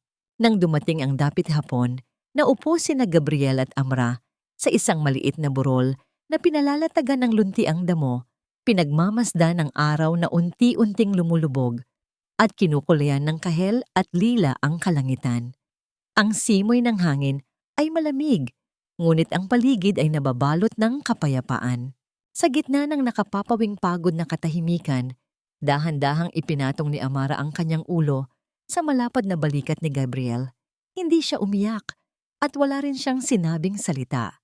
Iyon ay isang buong pusong pagpapasuko ng kanyang mga pasanin. Hindi rin siya niyakap ng mahigpit ni Gabriel upang ibilanggo. Sa halip, sa ibabaw ng berdeng damuhan, ang kanilang mga kamay ay bahagyang nagtagpo. Ang mga daliri ni Gabriel ay maingat na sumiksik sa pagitan ng mga daliri ni Amara, isang banayad at maluwag na pagkakasalikop. Ito ang pinakadalisay na anyo ng pag-ibig para sa isang babaeng nanggaling sa pang-aabuso. Isang pag-ibig na nagbibigay ng kalayaan, isang paghawak na walang layuning magmay-ari, kundi ang maging sandalan kapag siya ay napapagod. Bumalik sila sa penthouse na may mga pusong mas magaan, ngunit ang mundo ng kapangyarihan at paghihiganti ay hindi kailanman natutulog. Pagsapit nila sa pintuan, nag-aabang na si Mr. Santos na may dalang isang seryosong balita na hindi makapaghintay. Ayon sa pagsisiyasat ng mga tauhan ni Mr. Santos, may isang malayong kamag-anak mula sa sangay ng pamilya Villanueva ang palihim na nakikipag-ugnayan sa mga sindikato ng impormasyon sa underground market. May nagtatangkang ibenta ang mga kumpidensyal na dokumento tungkol sa tunay na pagkatao ng tagapangulo ng V-Corp at ang mga nakatagong koneksyon nito sa mga negosyo ni Renz Salvador. Bago pa man makapagbigay ng direktiba si Amara kung paano tatahimikin ang traidor, ang malalim na katahimikan ng gabi ay nabasag ng pag-ilaw ng screen ng kanyang telepono na nakapatong sa mesa. Isang mensahe mula sa kanyang pinakapinagkakatiwalaang espiya ang lumitaw. Ang maikling pangungusap ay nagdala ng isang matinding banta na maaaring sumira sa perpektong bitag na kanyang inihanda. May alam na si Kiara tungkol sa V-Corp. Ang balitang natanggap ni Amara ay hindi nagdala ng takot sa kanyang sistema, kundi isang malamig at mapanganib na kalkulasyon. Nang kumpirmahin ng kanyang espiya ang impormasyon, na pagtanto niyang ang natuklasan ni Kiara ay hindi ang kanyang tunay na pagkatao, kundi ang palihim na proseso ng V-Corp sa pagpili ng mga eksklusibong supplier para sa kanilang mga ospital. Sa halip na matakot na mabuking, nakita ni Amara ang isang perpektong pagkakataon. Ang labis na kasakiman ni Kiara ang mismong magiging pisi na sasakal sa kanyang sariling leeg. Kinaumagahan, sa loob ng marangyang klinika ni Dr. Kiara Monteverde, isang pribadong pulong ang naganap. Nakaupo ang doktor sa harap ng isang lalaking nagpakilala bilang kinatawan ng isang malaking kumpanya ng mga kagamitang medikal. Walang kamalay-malay si Kiara na ang lalaking kaharap niya ay isang tauhang maingat na itinanim ni Mr. Santos. Dr. Monteverde, nalaman naming ikaw ang may hawak ng desisyon para sa mga materyales ng bagong ospital na pinopondohan ng V Corp. Malumanay na panimula ng pekeng kinatawan habang inilalapag ang isang makapal na kontrata sa ibabaw ng mesa. Kung pipirmahan mo ang eksklusibong kontratang ito para sa aming mga produkto na alam nating pareho ay mas mababa ang kalidad ngunit mukhang mamahalin, kalahati ng kabuuang budget ay mapupunta sa iyong personal na bank account bilang komisyon. Nag-isip si Kiara. Ang kanyang mga mata ay nagningning sa halagang nakasulat sa papel. Alam niyang palihim na nalulubog sa utang si Renz dahil sa pilit nitong pagpapantay sa pamantayan ng kanyang pamilya para sa gaganaping kasal. Kailangan niya ng malaking pera upang mapanatili ang kanyang imahe bilang isang walang dungis na reyna ng lipunan. Ang kanyang pagmamataas at pagnanasang masolo, ang yaman, ay lubusang bumulag sa kanyang profesionalismo at pag-iingat. Walang pag-aalinlangang inabot ni Kiara ang kanyang mamahaling bolpen. Ang dulo ng panulat ay mabilis na nag-iwan ng pirma sa ibabaw ng kontrata. Hindi man lang binabasa ang maliliit na letra sa huling pahina. Ang mga letrang naglalaman ng matitinding parusa at direktang pananagutang kriminal sa oras na matuklasan ang pandaraya. Sa kabilang dulo ng syudad, abala si Renz sa pag-aayos ng ilang natitirang gamit sa kanyang lumang opisina upang ilipat sa bagong mansyon. Habang nagbubukas ng isang lumang kahon, nahagip ng kanyang paningin ang isang pamilyar na bagay. Ito ay isang pares ng kupas at malapit ng masirang sapatos na pambabae. Nakilala niya iyon agad. Ito ang sapatos na palaging suot ni Amara araw-araw ng halos 5 taon. Ang sapatos na pinagtiyagaan nitong gamitin habang ang lahat ng pera nito ay ibinibigay sa kanya upang makapagsimula siya ng negosyo. Saglit na napatigil si Renz, isang alaala ng nakaraan ang pumasok sa kanyang isipan. Ang imahe ni Amara na nakangiti habang pinupunasan ng kanyang sapatos na gagamitin para sa isang mahalagang pulong, habang ang sarili nitong sapatos ay butas na sa ilalim. Subalit ang anumang manipis na sinulid ng konsensya sa kanyang puso ay mabilis na pinutol ng kanyang kayabangan. Naisip niya ang makintab na sapatos ni Kiara at ang kinang ng buhay na nararanasan niya ngayon. Walang awang dinampot ni Renz ang lumang sapatos ni Amara at walang pag-aatubiling inihagis ito sa loob ng itim na basurahan. Ang pagbagsak nito ay tila naghudyat sa tuluyang pagtalikod niya sa anumang kabutihang natitira sa kanyang pagkatao. Pagkatapos itapon ang bahagi ng kanyang nakaraan, kinuha niya ang mga huling dokumento mula sa V Corp upang makuha ang buong pondong gagamitin para sa pinakamagarbong kasal sa buong bansa. Inilagay ni Renz bilang garantiya ang buong kumpanya, ang bagong mansyon, at lahat ng kanyang personal na ari-arian. Pirma na lamang niya ang kulang. Buong yabang niyang idiniin ang bolpen sa papel. Iniisip na hawak na niya ang mundo. Ang sampal na yon ay para sa bawat gabing tiniis ko ang gutom, para lang may mailagay na pagkain sa mesa ng anak ko. Sigaw ni Lian. Nanginginig sa galit ang kanyang tinig. Para rin yon, sa kapal ng mukha ninyong isipin na mabibili ninyo ang karapatan ko bilang ina. Mariin niyang niyakap ang kanyang anak, tila handang ipagtanggol ito laban sa buong mundo. Hindi ninyo siya makukuha kailanman, hindi siya laruan, at lalong hindi siya bagay na maaaring bilhin ng pera. Hanggat humihinga ako, mananatili siyang nasa piling ko. At tandaan ninyo ito, mas pipiliin kong harapin ang lahat ng hirap at sakit kaysa ipaubaya siya sa mga taong walang alam, kundi ang manghusga at manakit. Habang ang mga huwad na tao ay abala sa pag-abot ng kanilang kasakiman, isang tahimik na silid ang nagniningning sa kabilang bahagi ng lungsod. Nakaupo si Gabriel sa kanyang drafting table sa gitna ng malalim na gabi. Tanging ang liwanag ng isang maliit na lampara ang tumatanglaw sa kanyang seryosong mukha habang maingat na gumuguhit ng mga linya at kurba sa isang malaking papel. Ang kanyang mga mata ay puno ng pagmamahal habang pinagmamasdan ang nabubuong disenyo ng isang napakagandang rest house na napaliligiran ng kalikasan. Sa ibabang kanang bahagi ng malaking blueprint, maingat niyang isinulat ang pangalan ng proyekto gamit ang kanyang eleganteng penmanship. AV Residence, isang tahanan para sa kapayapaan. Isang sikretong regalo na unti-unti niyang binubuo para sa babaeng nagpatibok muli ng kanyang puso.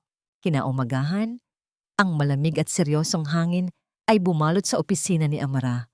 Pumasok ang kanyang matapang na abogado, si Attorney Mendoza. Dala ang isang makapal na folder na naglalaman ng mga pinal na dokumento. Inilapag ng abogado ang mga papel sa ibabaw ng makinis na mesa ni Amara. Senyorita, panimula ni Attorney Mendoza, ang boses ay puno ng formalidad at tagumpay. Ang mga kontrata ay legal at ganap nang nakatali sa pangalan nila. Inilagay ni Renz Salvador ang lahat ng kanyang ari-arian sa ating mga kamay, habang si Kiara Monteverde ay formal na lumagda sa kasunduang naglalaman ng ebidensya ng pandaraya at sabotahe sa pondong medikal. Hinaplos ni Amara ang makinis na papel. Ang kanyang mga mata ay kasing lamig ng yelo. Humilig ng bahagya ang abogado. Naghihintay ng huling hatol. Lahat ay nasa posisyon na. Kapag hinila natin ang pondo at ipinasa ang mga kontratang ito sa awtoridad sa mismong araw na pinlano ninyo, hindi lang sila mawawalan ng yaman. Makukulong sila nang walang kalaban-laban. Ang gabi bago ang tinaguri ang kasal ng siglo ay binalot ng isang mapanlinlang na katahimikan. Sa loob ng isang eksklusibong bar sa Makati, idinadaos ni Dr. Kiara Monteverde ang kanyang bachelorette party. Ang paligid ay nagdidirilahan sa kislap ng mga kristal na dekorasyon at ang umaapaw na daloy ng pinakamamahal na champagne. Nakasuot si Kiara ng isang kumikinang na puting silk dress, tila isang reyna na nasa rurok ng kanyang kapangyarihan. Isang toast para sa babaeng nagtagumpay sa lahat, sigaw ng isa sa kanyang mga kaibigang doktor habang itinataas ang kanilang mga baso. Humalakhak ng malakas si Kiara, ang kanyang tinig ay puno ng pagmamataas na tila wala ng bukas. Alam niyo girls, ang tagumpay ay hindi lang tungkol sa talino. Tungkol ito sa pagkuha ng nararapat para sa iyo. Hindi gaya ng mga babaeng mahihina na kontento na sa pagiging asawa sa kusina. Isang malaking basura ang itinapon ko para maging ginto sa mga kamay ko. Ang kanyang mga salita ay puno ng panunuya para kay Amara. Tinatawanan ang alaala ng babaeng pinalayas nila sa ulan. Para kay Kiara, ang gabing iyon ang huling pagdiriwang bago niya tuluyang makamit ang titulong matagal na niyang pinapangarap. Wala siyang kamalay-malay na ang bawat patak ng alak na kanyang iniinom ay may kapalit na mapait na katotohanang sasambulat sa kanya bukas. Sa kabilang bahagi ng lungsod, malayo sa ingay at luho ng bar, nakatayo si Amara sa pinakataas na palapag ng V-Corp Tower. Ang malawak na salamin ng bintana ay nagpapakita ng libu-libong ilaw ng Maynila na tila mga bituin sa ilalim ng kanyang mga paa. Ang kanyang refleksyon sa salamin ay hindi na ang sugatang babae noong mga nakaraang buwan. Ngayon, ang kanyang mga mata ay matalim, malamig, at may dalang awtoridad na hindi matitibag. Naramdaman niya ang marang pagbukas ng pinto sa kanyang likuran. Hindi na niya kailangang lumingon upang malaman kung sino ang dumating. Ang pamilyar na bango ng sandalwood at ang mabigat ngunit banayad na hakbang ay sapat na upang pakalmahin ang kanyang nag-aalab na dibdib. Lumapit si Gabriel at tumayo sa kanyang likuran. Sa gitna ng madilim na opisina, dahan-dahang ipinatong ng arkitekto ang kanyang mga kamay sa baywang ni Amara. Ang hawak na yon ay hindi mapang-angkin, kundi puno ng pag-iingat at pangangalaga. Isang tahimik na suporta na nagpaparamdam kay Amara na hindi siya nag-iisa sa kanyang laban. Ipinatong ni Gabriel ang kanyang baba sa balikat ng dalaga. Ang kanyang mainit na hininga ay humahaplos sa leeg ni Amara. "Handa ka na ba, mahal ko?" Mahinang bulong ni Gabriel. Ang boses ay seryoso, ngunit puno ng lambing. Isang matatag na tango ang isinagot ni Amara.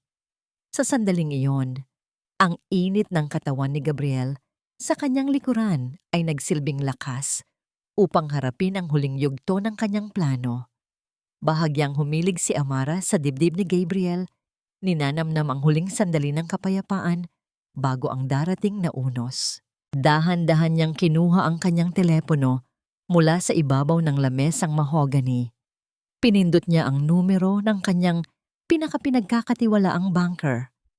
I-freeze ang lahat ng accounts ni Renz Salvador bukas, eksaktong 12:00 ng tanghali. Ang kanyang utos ay walang pag-aalinlangan. Bawat salita ay parang isang hatol na pinal. Siguruhin na kahit isang piso ay walang makakalabas. Putulin ang lahat ng daloy ng pera sa gitna mismo ng seremonya. Nang matapos ang tawag, binalot muli sila ng katahimikan. Ang panganib at ang pag-ibig ay magkayakap sa gabing iyon. Tila isang magandang trahedya na nag-aabang sa tabing ng bukas. Samantala, sa loob ng bagong mansyon, abala si Renz sa pagsusuot ng kanyang mamahaling wedding suit sa harap ng isang dambuhalang salamin. Ang kanyang mukha ay puno ng ambisyon, tinitingnan ng sarili bilang isang hari na malapit ng koronahan. Hinaplos niya ang mamahaling tela ng kanyang coat, iniisip ang kumpanya at ang kapangyarihang hawak na niya raw. Subalit sa gitna ng kanyang paghanga sa sarili, isang kakaibang tunog ang narinig mula sa harap ng salamin. Ang pino, ngunit malinaw na ingay ng pagkabasag, ay umalingaw-ngaw sa tahimik na kwarto. Napako ang tingin ni Renz sa kanyang refleksyon. Isang mahaba, malalim, at nakakatakot na lamat ang biglang gumuhit. Sa gitna ng dambuhalang salamin, hinahati ang kanyang imahe sa dalawa. Ang lamat ay nagmula sa itaas hanggang sa ibaba, tila isang madilim na kidlat na nagbadya ng kamatayan. Naramdaman ni Renz ang biglaang panlalamig ng kanyang mga palad. Isang hindi maipaliwanag na kaba ang biglang sumuntok sa kanyang sikmura habang nakatitig sa kanyang sariling mukha na ngayon ay hati at wasak sa harap ng lamat ng salamin. Isang masamang pangitain ang bumalot sa kanyang paligid, habang ang hangin sa labas ay nagsisimulang umihip ng malakas, tila isang babala para sa darating na bukas na hindi niya kailanman malalampasan. Ang sikat ng araw sa katanghalian ay tumatagos sa mga makukulay na bintanang bubog ng Katedral ng Maynila. Nagbibigay ng isang mapanlinlang at banal na liwanag sa loob ng dambuhalang simbahan. Ang buong paligid ay nababalot ng bango ng libo-libong inangkat na puting bulaklak, habang ang pulang alpombra na nakalatag sa gitna ay naghihintay para sa pagmarcha ng mga taong akala ay nasa rurok na ng kanilang tagumpay. Ang mga panauhin na binubuo ng mga pinakamaiimpluwensyang tao sa lipunan at media ay abala sa pagmamasid sa karangyaan ng tinaguriang kasal ng taon. Sa harap ng altar, nakatayo si Renz Salvador, tuwid na tuwid at puno ng kapalaluan. Ang bawat sulyap niya sa kanyang mamahaling relo ay may kasamang pananabik. Higit pa sa kasal, ang hinihintay niya ay ang pagdating ng mahiwagang tagapangulo ng V-Corp. Para sa kanya, ang presensya ng bilyonaryong yon ang magiging pinal na selyo na siya ay isa na ring Diyos sa mundong ito. Nagsimulang tumugtog ang marilag na musika mula sa organo, hudyat ng pagbubukas ng malalaking pinto ng katedral.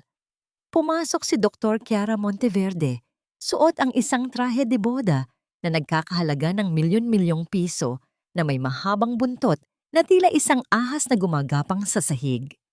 Ang kanyang mukha ay nababalot ng isang manipis na belo, ngunit sapat pa rin upang makita ang kanyang nangiting mapangmata.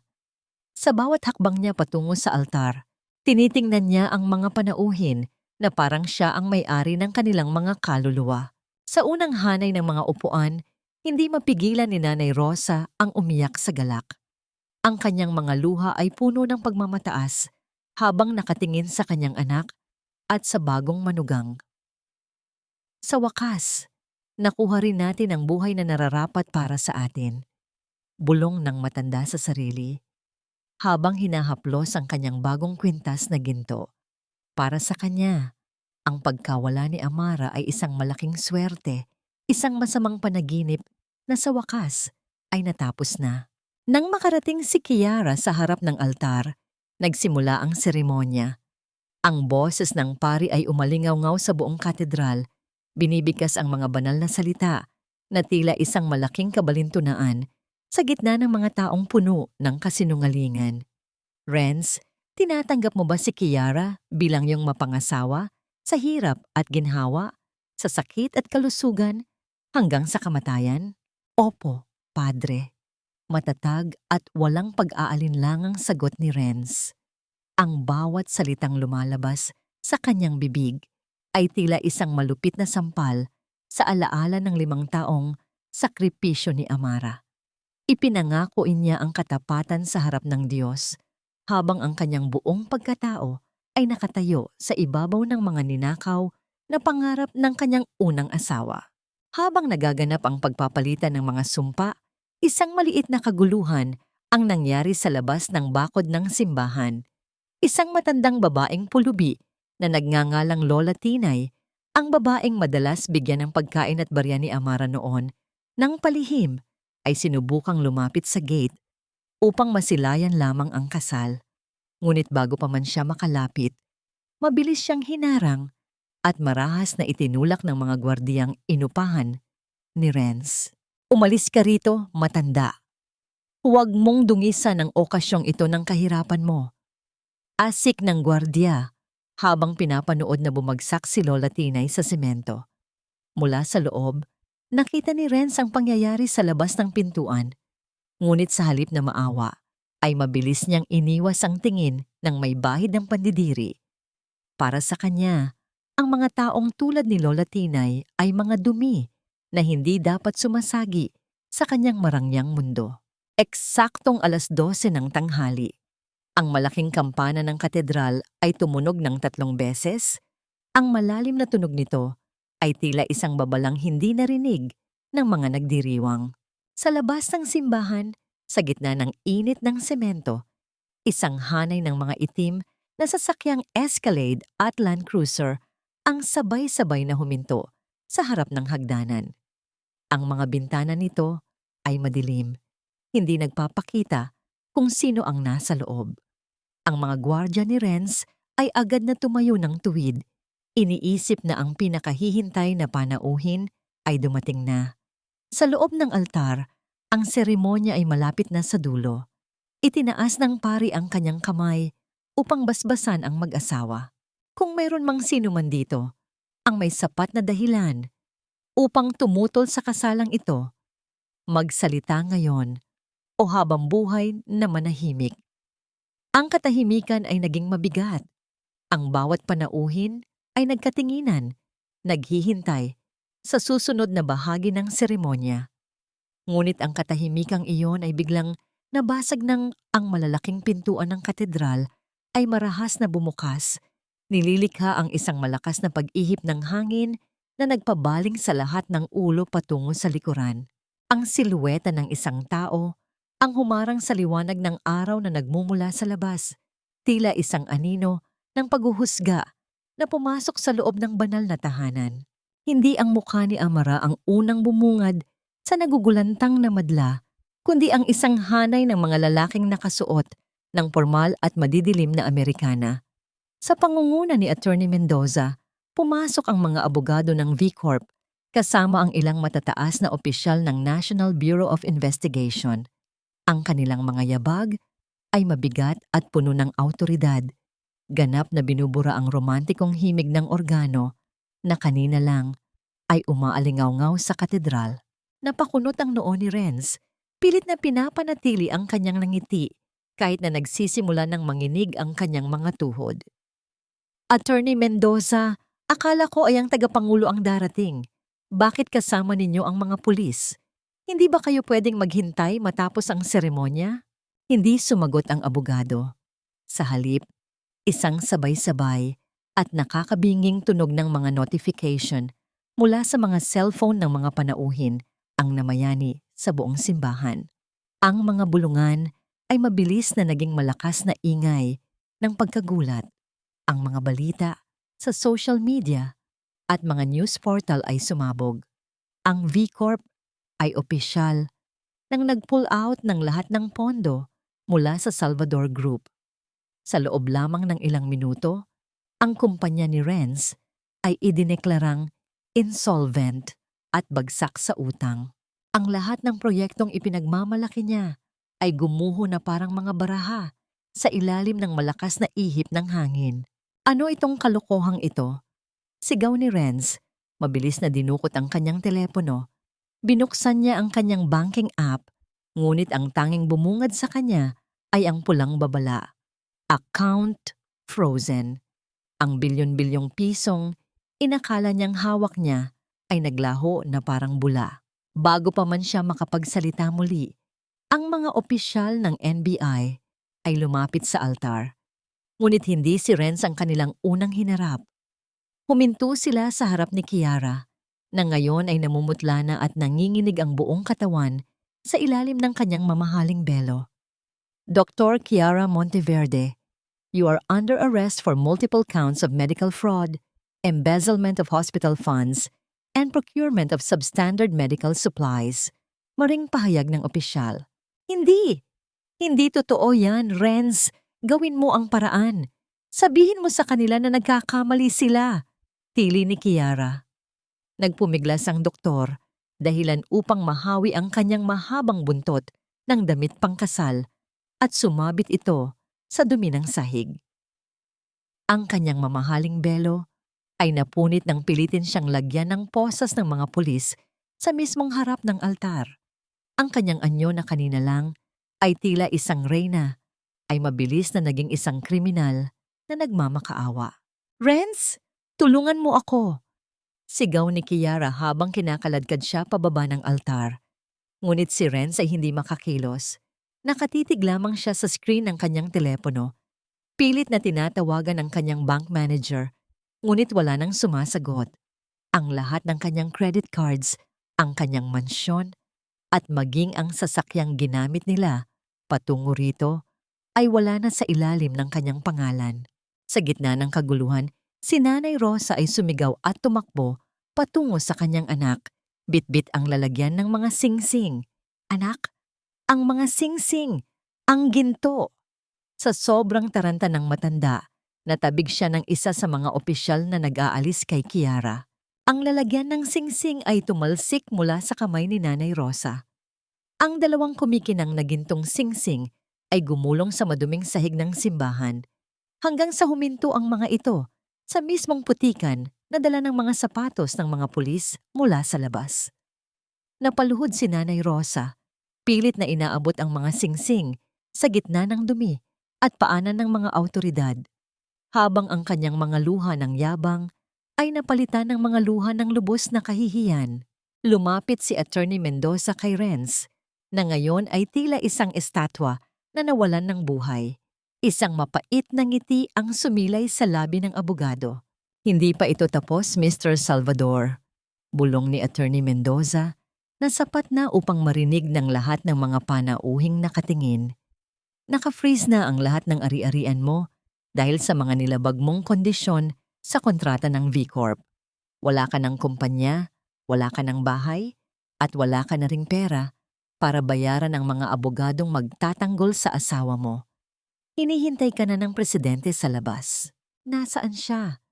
Nasaan ang hayop na sumira sa buhay ko? Nanggagalaiting sigaw ni Renz. Ang kanyang muka ay pulang-pula na sa galit at desperasyon. Sa gitna ng nakabibinging bulungan at ang patuloy na pag-iyak ni Nanay Rosa sa sahig, isang bagong tunog ang nanaig sa loob ng katedral. Ang pino, matatag, at mabilis na pagtama ng mga matutulis na got sapatos sa marmol na sahig ay nagsimulang umalingaw-ngaw mula sa dulo ng pasilyo. Bawat tunog ng takong ay tila isang tibok ng orasan na nagbibilang sa huling sandali ng kalayaan ni Renz. Ang lahat ng tao sa loob ng simbahan ay sabay-sabay na lumingon patungo sa pintuan. Ang anino ng isang babaeng may tindig ng isang tunay na emperatris ay unt-unting lumilinaw sa gitna ng liwanag na nagmumula sa labas. Ang bawat pagtama ng matutulis na got sapatos ni Amara sa marmol na sahig ay tila isang hatol ng kamatayan na umuukit sa katahimikan ng katedral. Hindi na ang babaeng amoy sibuyas at may magaspang na kamay ang nakatayo sa gitna ng pasilyo. Ang babaeng naroon ay balot ng isang itim na haute couture na terno na humuhubog sa kanyang bagong nahanap na kumpiyansa. Ang kanyang leeg ay pinalalamutian ng mga dambuhalang brilyante na kumikinang sa bawat galaw niya, sapat upang bulagin ang sino mang tumingin ng diretsyo.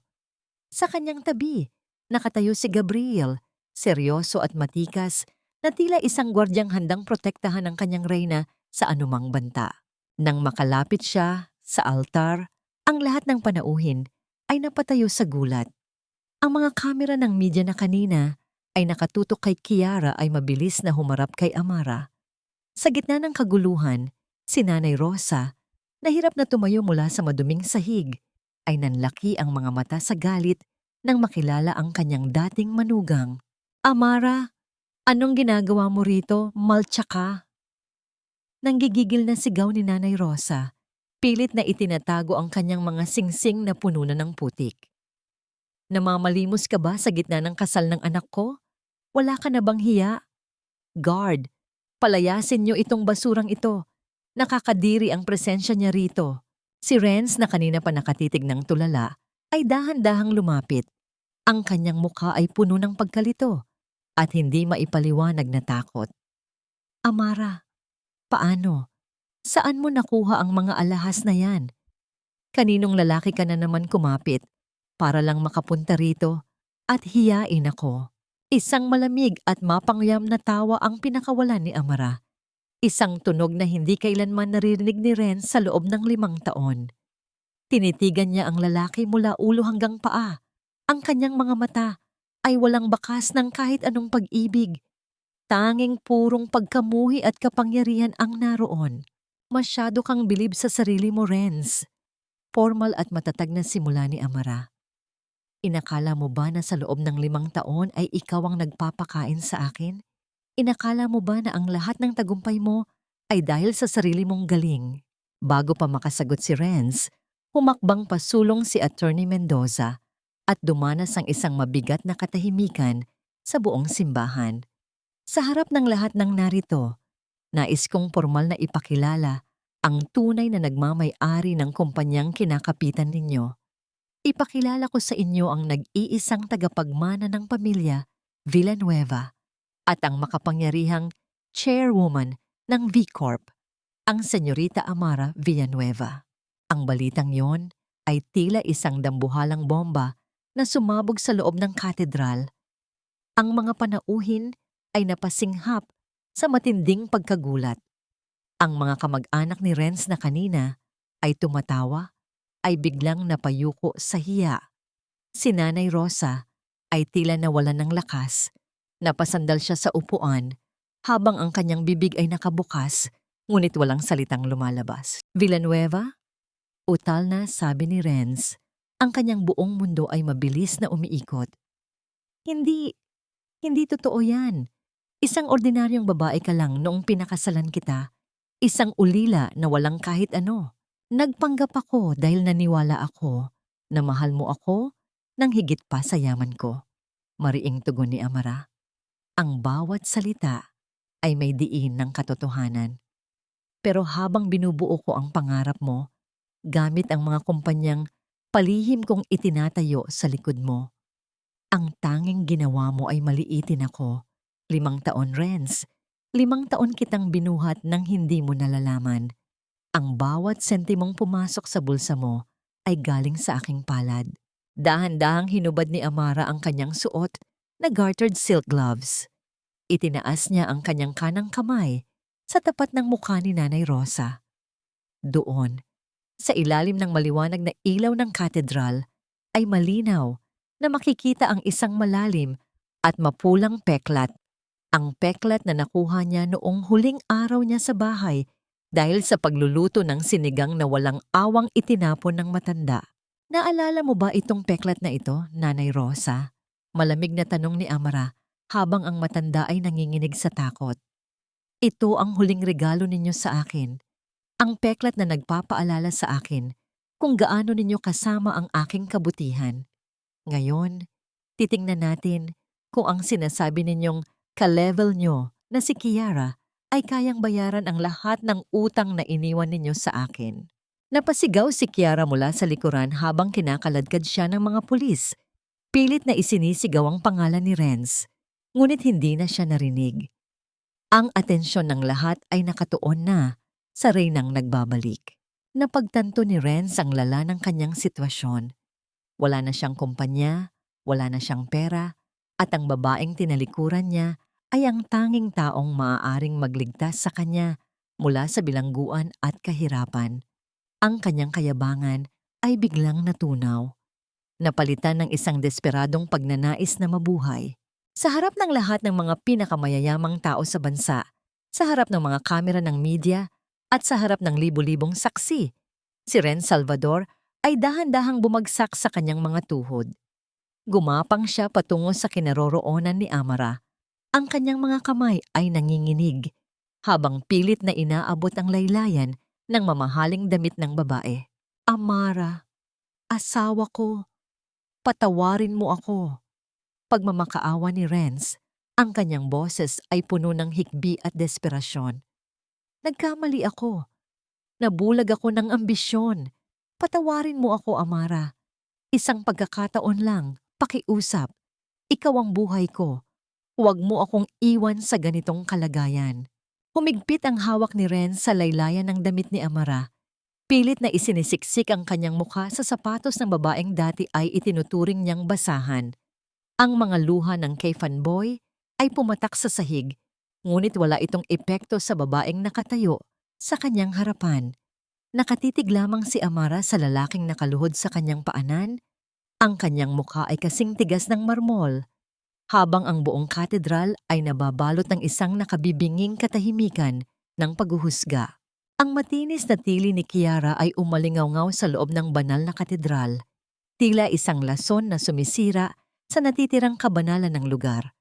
Habang kinakaladkad siya ng mga opisyal ng NBI, ang kanyang mukha ay hindi na nagpapakita ng kahit anong bahid ng pag-ibig para kay Renz. Sa halip, purong galit at panunumbat ang lumabas sa kanyang mga labi. Bitawan niyo ako. Renz, wala kang kwentang lalaki. Sigaw ni Kiara, ang kanyang buhok ay sabog-sabog na at ang kanyang mamahaling gown ay marumi na dahil sa pagkakakaladkad sa sahig. Inakala ko ay totoong mayaman ka. Inakala ko ay ikaw ang susi ko para maging pinakamakapangyarihang babae sa bansa. Isa ka lang palang palamunin ng asawa mo, isang loser. Ang mga salitang binitawan ni Kiara ay tila mga huling pako sa krus na pinapasan ni Renz. Nakaluhod pa rin ang lalaki, mahigpit ang hawak sa laylayan ng damit ni Amara, habang ang kanyang mukha ay basang-basa ng luha at pawis. Ngunit sa halip na maawa, dahan-dahang iniatras ni Amara ang kanyang paa. Ang marahang paghila niya sa kanyang damit ay naging dahilan upang mawalan ng balanse si Renz at tuluyang sumubsob ang mukha nito sa malamig na marmol. Hindi mo ako asawa, Renz. Malamig na pahayag ni Amara. Ang boses niya ay kalmado, ngunit bawat salita ay may bigat ng isang pinal na hatol. Tumigil na ang ugnayan nating dalawa noong gabing itinapon mo ang ating 5 taon para sa isang ilusyon. Sa mga oras na ito, hindi mo ako kaharap bilang asawa mo. Ako ang nakatayo sa harap mo bilang ang chairwoman ng V Corp, ang kumpanyang nagmamay-ari ng lahat ng utang mo, ng bahay mo, at maging ng kotseng ginamit ninyo patungo rito. Sa gilid, pilit na tumatayo si Nanay Rosa. Nanginginig ang buong katawan habang nakakapit sa gilid ng upuan. Sa kabila ng kahihiyan, hindi pa rin mawala ang kanyang kayabangan. Amara, huwag kang magmalaki. Sigaw ng matanda. Ang kanyang boses ay nanginginig dahil sa takot, ngunit puno pa rin ng lason. May utang na loob ka pa rin sa amin. Kung hindi dahil sa amin, naging palaboy ka na sa kalsada noong namatay ang mga magulang mo. Pinatira ka namin, pinakain at itinuring na pamilya. Ngayong mayaman ka na, ganyan mo ba kami babayaran? Napakawala mong utang na loob. Isang mapait na ngiti ang sumilay sa mga labi ni Amara. Humarap siya sa kanyang dating biyenan. Ang kanyang mga mata ay nagpapakita ng isang katotohanang matagal niyang itinago. Utang na loob, Nanay Rosa? Gusto niyo bang pag-usapan ang utang na loob? Tumango si Amara kay Attorney Mendoza na mabilis na nag-abot ng isang lumang envelope. Inilabas ni Amara ang isang dokumento mula sa loob nito. Isang resibo ng ospital na may petsang 5 taon na ang nakalilipas. Ito ang resibo para sa inyong operasyon sa cancer noong nagsisimula pa lamang kaming magsama ni Renz. Paliwanag ni Amara habang ipinapakita ang dokumento sa harap ng matanda. Sinabi sa inyo ni Renz na galing ito sa kanyang kinita sa trabaho, hindi ba? Ang totoo, kinuha ko ang perang ito mula sa aking sariling trust fund na itinago ko para sa ating kinabukasan. Ako ang nagbayad para sa buhay ninyo, Nanay Rosa.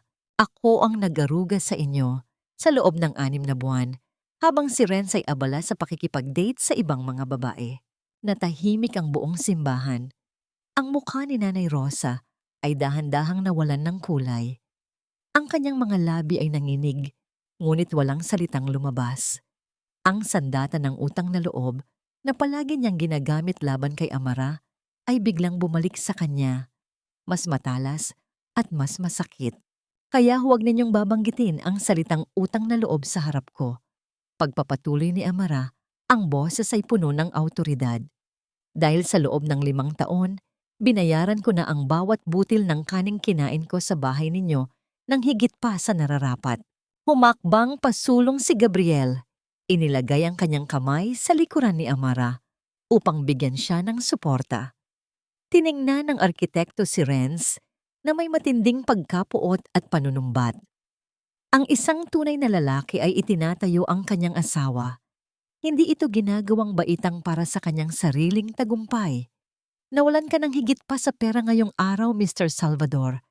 Nawalan ka ng isang reyna na handa sanang ibigay ang lahat para sa iyo. Dahan-dahan ninaot ni Amara ang kanyang bag at inilabas ang isang gusot at luma ng papel. Ito ang orihinal na dokumento ng pagpapawalang bisa ng kasal na pilit na ipinapirma sa kanya ni Renz sa gitna ng bagyo. Binitawan ni Amara ang papel. Hinahayaan itong mahulog ng marahan hanggang sa dumapo ito sa mismong mukha ni Renz na nakasubsob pa rin sa sahig. Ito ang kalayaang hiningi mo, Renz, sabi ni Amara habang tumatalikod na siya. Ngayon, harapin mo ang dilim na ikaw mismo ang gumawa. Dali-daling lumapit ang mga pulis upang dakpin si Renz dahil sa mga kasong pandaraya sa kontrata at malaking pagkakautang na hindi mababayaran. Ang malakas na tunog ng pag-iyak ni Renz at ang pagpalahaw ni Nanay Rosa sa gitna ng simbahan ay unti-unting humina habang naglalakad papalayo si Amara. Sa bawat hakbang niya patungo sa labas ng katedral, ang liwanag ng araw ay muling sumalubong sa kanyang mukha. Ang hangin sa labas ay sariwa, malaya, at puno ng bagong pag-asa. Wala na ang mabigat na pasanin sa kanyang dibdib. Habang ang anino ng katedral ay naiiwan sa kanyang likuran, alam ni Amara na sa wakas, ang kanyang paghihiganti ay hindi natapos sa puot, kundi sa pagbawi ng kanyang sariling kapayapaan. 1 buwan ang mabilis na lumipas matapos ang makasaysayang pagbagsak sa Katedral ng Maynila. Ang mundong dating kinang at luho ni Renz at Keira ay tuluyan ng naging abo. Sa labas ng isang maliit at lumang warehouse, sa gilid ng industrial na zona ng lungsod, nakatayo si Renz Salvador. Wala na ang kanyang mamahaling wedding suit. Suot na niya ngayon ang isang kupas at hindi sukat na uniporme ng isang simpleng gwardiya. Ang lalaking dati ay nagmamando sa daan-daang empleyado ay tagapagbukas na lamang ngayon ng gate para sa mga truck na labas-masok sa kumpanyang dati ay pinangarap niyang ariin. Ngunit ngayon ay formal na ring binili ng V-Corp. Habang nakaupo sa kanyang maliit na silya sa ilalim ng mainit na sikat ng araw, nahagip ng paningin ni Renz ang isang piraso ng lumang dyaryo na tinangay ng hangin sa kanyang paanan. Sa harap nito ay ang larawan ni Amara Villanueva, maningning, matapang, at kinikilala bilang Businesswoman of the Year. Ang kanyang dating asawa ay hindi na ang babaeng naghihintay sa kanya sa kusina, kundi ang babaeng nagpapatakbo ng ekonomiya ng bansa. Isang matinding kirot ang sumuntok sa dibdib ni Renz. Dahan-dahan niyang binuksan ang kanyang baunan para sa tanghalian, isang plastik na lalagyan na may lamang kanin at tuyong isda na binili niya sa tabi ng kalsada.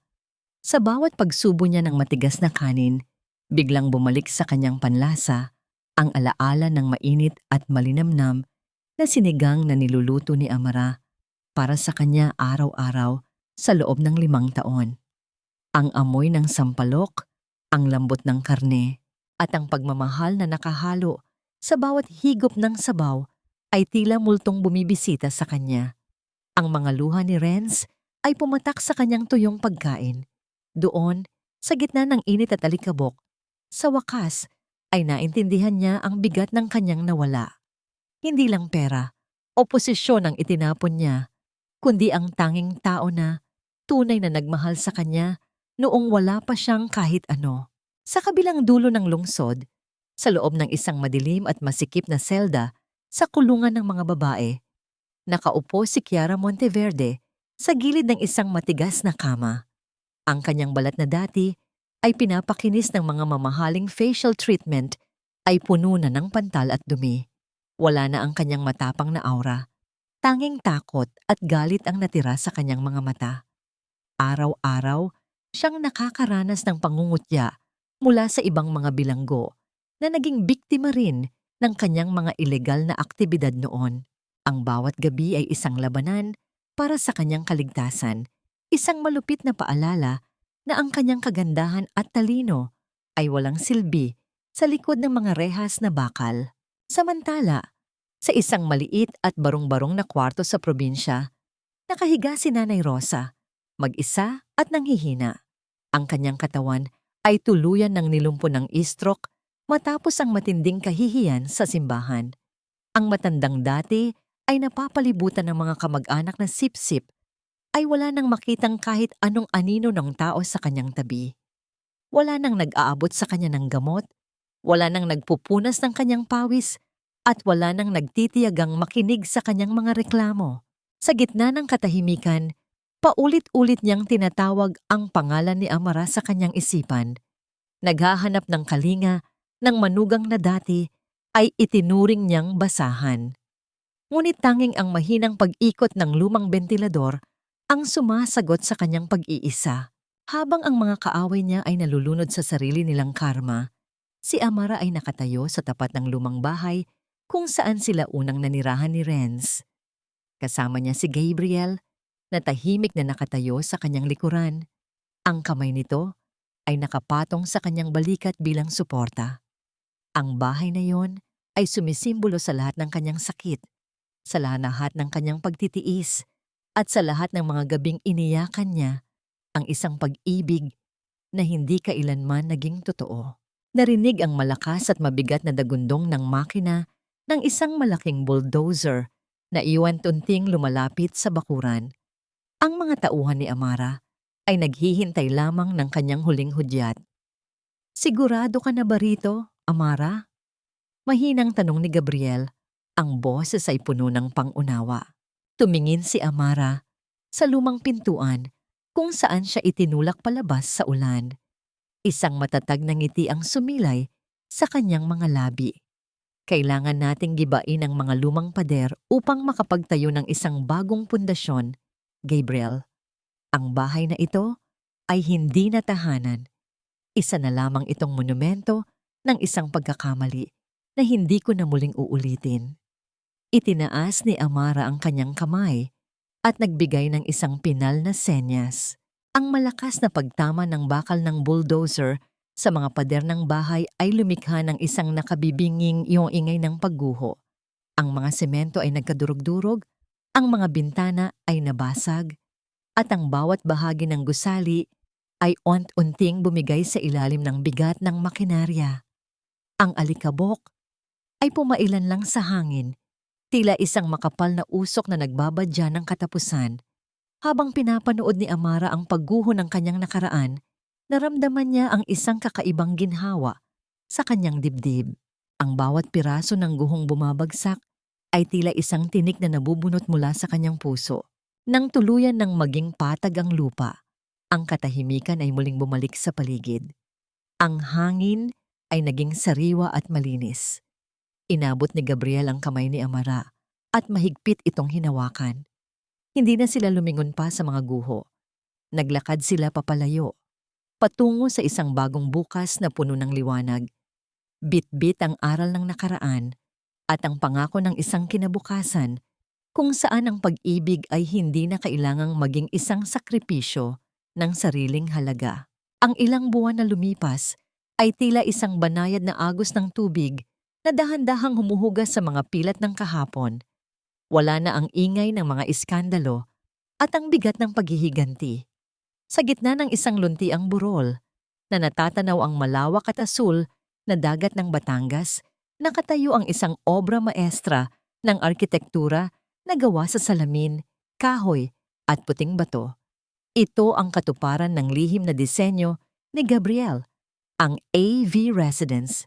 Ang bahay ay hindi itinalaga upang maging isang palasyo ng pagyayabang, kundi isang santuwaryo ng kapayapaan kung saan ang bawat sulok ay hinubog upang yakapin ang kaluluwa ng babaeng matagal na nawala sa dilim. Naglalakad si Amara sa malawak na beranda, dinaramdam ang sariwang simoy ng hangin na humahaplos sa kanyang mukha. Suot niya ang isang simpleng puting linen na bestido na sumasabay sa ihip ng hangin. Wala na ang mabibigat na alahas at ang matatalim na tingin ng isang chairwoman. Ang kanyang mga mata ay nagniningning na ngayon sa isang uri ng liwanag na nanggagaling sa loob. Ang liwanag ng isang babaeng ganap ng malaya. Naramdaman niya ang pamilyar na init ng presensya ni Gabriel sa kanyang likuran. Hindi nagtagal, lumitaw ang arkitekto na may bitbit na 2 baso ng sariwang juice. Inilapag ni Gabriel ang mga ito sa maliit na lamesang gawa sa kawayan at tumayo sa tabi ni Amara. Pinagmamasdan din ang paglubog ng araw sa abot tanaw. Ang ganda rito, Gabriel. Mahinang simula ni Amara. Ang kanyang boses ay puno ng katapatan. Salamat sa pagbuo ng lugar na ito. Sa unang pagkakataon sa loob ng maraming taon, naramdaman ko na mayroon akong lugar kung saan hindi ko kailangang magpanggap o magtago. Isang lugar kung saan sapat na ang maging ako. Dahan-dahang humarap si Gabriel sa kanya. Ang mga mata ng binata ay puno ng matinding paghanga at isang uri ng pagmamahal na hindi humihingi ng kahit anong kapalit. Dinukot ni Gabriel ang isang maliit na kahon mula sa kanyang bulsa. Nang buksan niya ito, hindi isang dambuhalang diamante ang bumungad, kundi isang simpleng gintong susi na may nakaukit na maliit na bulaklak, ang simbolo ng bagong simula. Amara, ang bahay na ito ay hindi ko regalo sa iyo bilang kliyente. Malumanay na pahayag ni Gabriel. Ang kanyang boses ay nanginginig ng bahagya sa lalim ng emosyon. Ito ang aking pangako, isang tahanan kung saan ang iyong boses ay palaging diringgin, kung saan ang iyong mga pangarap ay palaging susuportahan, at kung saan ang iyong halaga ay hindi kailanman susukatin sa kung anong kaya mong ibigay sa kusina o sa lamesa. Gusto kong maging bahagi ng bawat umaga mo, hindi bilang iyong tagapagligtas, kundi bilang iyong katuwang sa pagbuo ng mas marami pang magagandang alaala. Isang matamis at tunay na ngiti ang sumilay sa mga labi ni Amara. Inabot niya ang gintong susi, ang kanyang mga daliri ay marahang sumagi sa mainit na palad ni Gabriel. Ang simpleng pagdait ng kanilang mga balat ay nagdala ng isang matinding kilig na hindi nakabatay sa pagnanasa, kundi sa isang malalim at espiritual na koneksyon. Sa ilalim ng nag-aapoy na kulay ng dapit hapon, dahan-dahang lumapit si Gabriel. Inilagay niya ang kanyang mga kamay sa magkabilang balikat ni Amara, bago marahang idinikit ang kanyang noo sa noo ng dalaga. Pumikit si Amara, ninanamnam ang amoy ng kakahuyan at kalinisan na nagmumula kay Gabriel. Sa sandaling iyon, ang lahat ng ingay ng kanyang nakaraan, ang mga panunumbat ni Renz, ang mga sigaw ni Nanay Rosa, at ang mga panlalait ni Kiara ay tuluyan ng napawi. Pinalitan ng payapang tibok ng puso ng lalaking nasa harap niya. Mahal kita, Amara, hindi dahil sa kung sino ka sa harap ng media, kundi dahil sa katatagan ng iyong puso. Bulong ni Gabriel. Mahal din kita, Gabriel. Salamat sa pagturo sa akin na ang pag-ibig ay hindi kailanman dapat maging isang kulungan. Tugon ni Amara sa pagitan ng kanyang mga ngiti.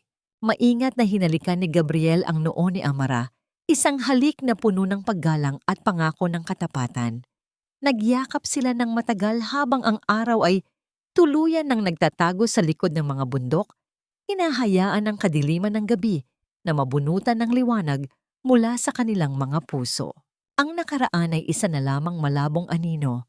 Si Amara Villanueva ay hindi na ang babaeng biktima ng pagtataksil. Siya na ngayon ang arkitekto ng sarili niyang kaligayahan, nakatayo ng matatag sa tabi ng isang lalaking marunong magpahalaga sa bawat hibla ng kanyang pagkatao. Sa bawat hininga ng hangin at sa bawat kumpas ng mga alon sa ibaba, ang mundo ay tila nakikigalak sa pagbangon ng isang reynang nahanap ang kanyang tunay na korona sa piling ng tunay na pag-ibig. Ang 3 taon ay mabilis na lumipas, tila isang banayad na hanginghong humaplos sa mga pahina ng isang aklat na puno ng pighati, bago ito tuluyang isara at palitan ng isang bagong kabanata. Sa malawak na hardin ng Ave Residence sa Batangas, ang mga halamang itinanim ni Amara noong unang buwan ng kanyang paglipat ay malalago na ngayon. Ang kanilang mga ugat ay nakabaon ng malalim sa lupa, matatag at hindi na natitinag ng anumang unos. Naglalakad si Amara sa gitna ng mga namumukadkad na bulaklak. Ang kanyang bawat hakbang ay mabagal at puno ng pag-iingat. Hawak niya ang kanyang lumalaking tiyan, kung saan tumitibok ang isang bagong buhay, isang simbolo ng kanyang ganap na muling pagsilang. Ang hangin ay amoy sariwang damo at dagat, isang samyo na hindi na nagdadala ng takot o alaala ng amoy ng kusina at pagmamaliit. Huminto siya sa tapat ng isang malaking puno ng nara at tumingin sa malayo. Madalas siyang tanungin ng mga tao kung napatawad na ba niya si Renz Salvador. Sa kanyang sariling puso, ang sagot ay hindi isang simpleng oo o hindi. Ang pagpapatawad para kay Amara ay hindi ang paglimot sa mga kasalanan ni Renz, kundi ang pagpapalaya sa sarili mula sa galit na dating kumakain sa kanyang kaluluwa. Ang tunay na hustisya ay hindi lamang ang makitang naghihirap ang kaaway, kundi ang makitang ang sarili ay masaya, malaya, at hindi na naapektuhan ng anumang anino ng nakaraan. Si Renz ay isa na lamang malabong pangalan sa isang lumang dokumento. Isang taong naging bahagi ng kanyang paglalakbay upang matutunan ang sarili niyang halaga. Narinig niya ang mahinang tunog ng mga yabag sa damuhan. Hindi na kailangang lumingon ni Amara upang malaman na si Gabriel ang papalapit. Ang presensya ng kanyang asawa ay tila isang matibay na haligi na palaging nagbibigay ng seguridad. Nang makalapit si Gabriel, dahan-dahang ipinulupot ng lalaki ang kanyang mga braso sa baywang ni Amara. Maingat na iniiwasang maipit ang kanilang dinadalang supling. Ipinatong ni Gabriel ang kanyang baba sa balikat ni Amara at sabay nilang pinagmasdan ang asul na dagat. Ano ang iniisip ng aking reyna? Malamig na tanong ni Gabriel, ang kanyang boses ay puno ng kalinga. Iniisip ko lang kung gaano kalayo na ang narating ko Mula sa gabing iyon sa ilalim ng ulan, nakangiting sagot ni Amara. Salamat, Gabriel. Salamat sa pagpapakita sa akin na ang isang tahanan ay hindi pala isang lugar na may apat na pader, kundi isang pakiramdam ng pagiging ligtas sa piling ng taong re-respeto sa iyong pagkatao. Hinalikan ni Gabriel ang tuktok ng ulo ni Amara, isang halik na tila isang basbas ng kapayapaan. Ikaw ang nagtayo ng sarili mong tahanan, Amara. Ako ay masaya lamang na naging bahagi nito. Sa kanilang katahimikan, ang tanging maririnig ay ang banayad na hampas ng mga alon sa dalampasigan at ang masayang awit ng mga ibon sa itaas ng mga puno. Walang ingay ng pagsisisi, walang bakas ng pighati. Para sa mga tagapakinig na naglakbay kasama ni Amara mula sa madilim na pasilyo ng pamilya Salvador hanggang sa rurok ng kanyang tagumpay, ang kanyang kwento ay nag-iiwan ng isang mahalagang aral. Ang V Corp, ang mga brilyante, at ang kapangyarihan ay mga kasangkapan lamang. Ang tunay na korona ng isang babae ay hindi nanggagaling sa apelyido ng kanyang asawa o sa kinang ng kanyang yaman. Ang tunay na korona ay ang kanyang dangal, ang kanyang dunghi na tumayo mula sa pagkakadapa, at ang kanyang kakayahang mahalin ang sarili nang higit pa sa anumang sakripisyong hihingi ng mundo. Habang dahan-dahang lumulubog ang araw, naglalakad ang mag-asawa pabalik sa loob ng kanilang tahanan. Ang liwanag sa loob ng bahay ay mainit at nagaanyaya. Isang liwanag na hinding-hindi na muling mamamatay. Tapos na ang laban. Ang sugatang asawa ay isa na ngayong ganap na reyna, namumuno sa sarili niyang buhay ng may pagmamahal, kapayapaan, at isang pusong hinding-hindi na muling magpapaalipin sa dilim.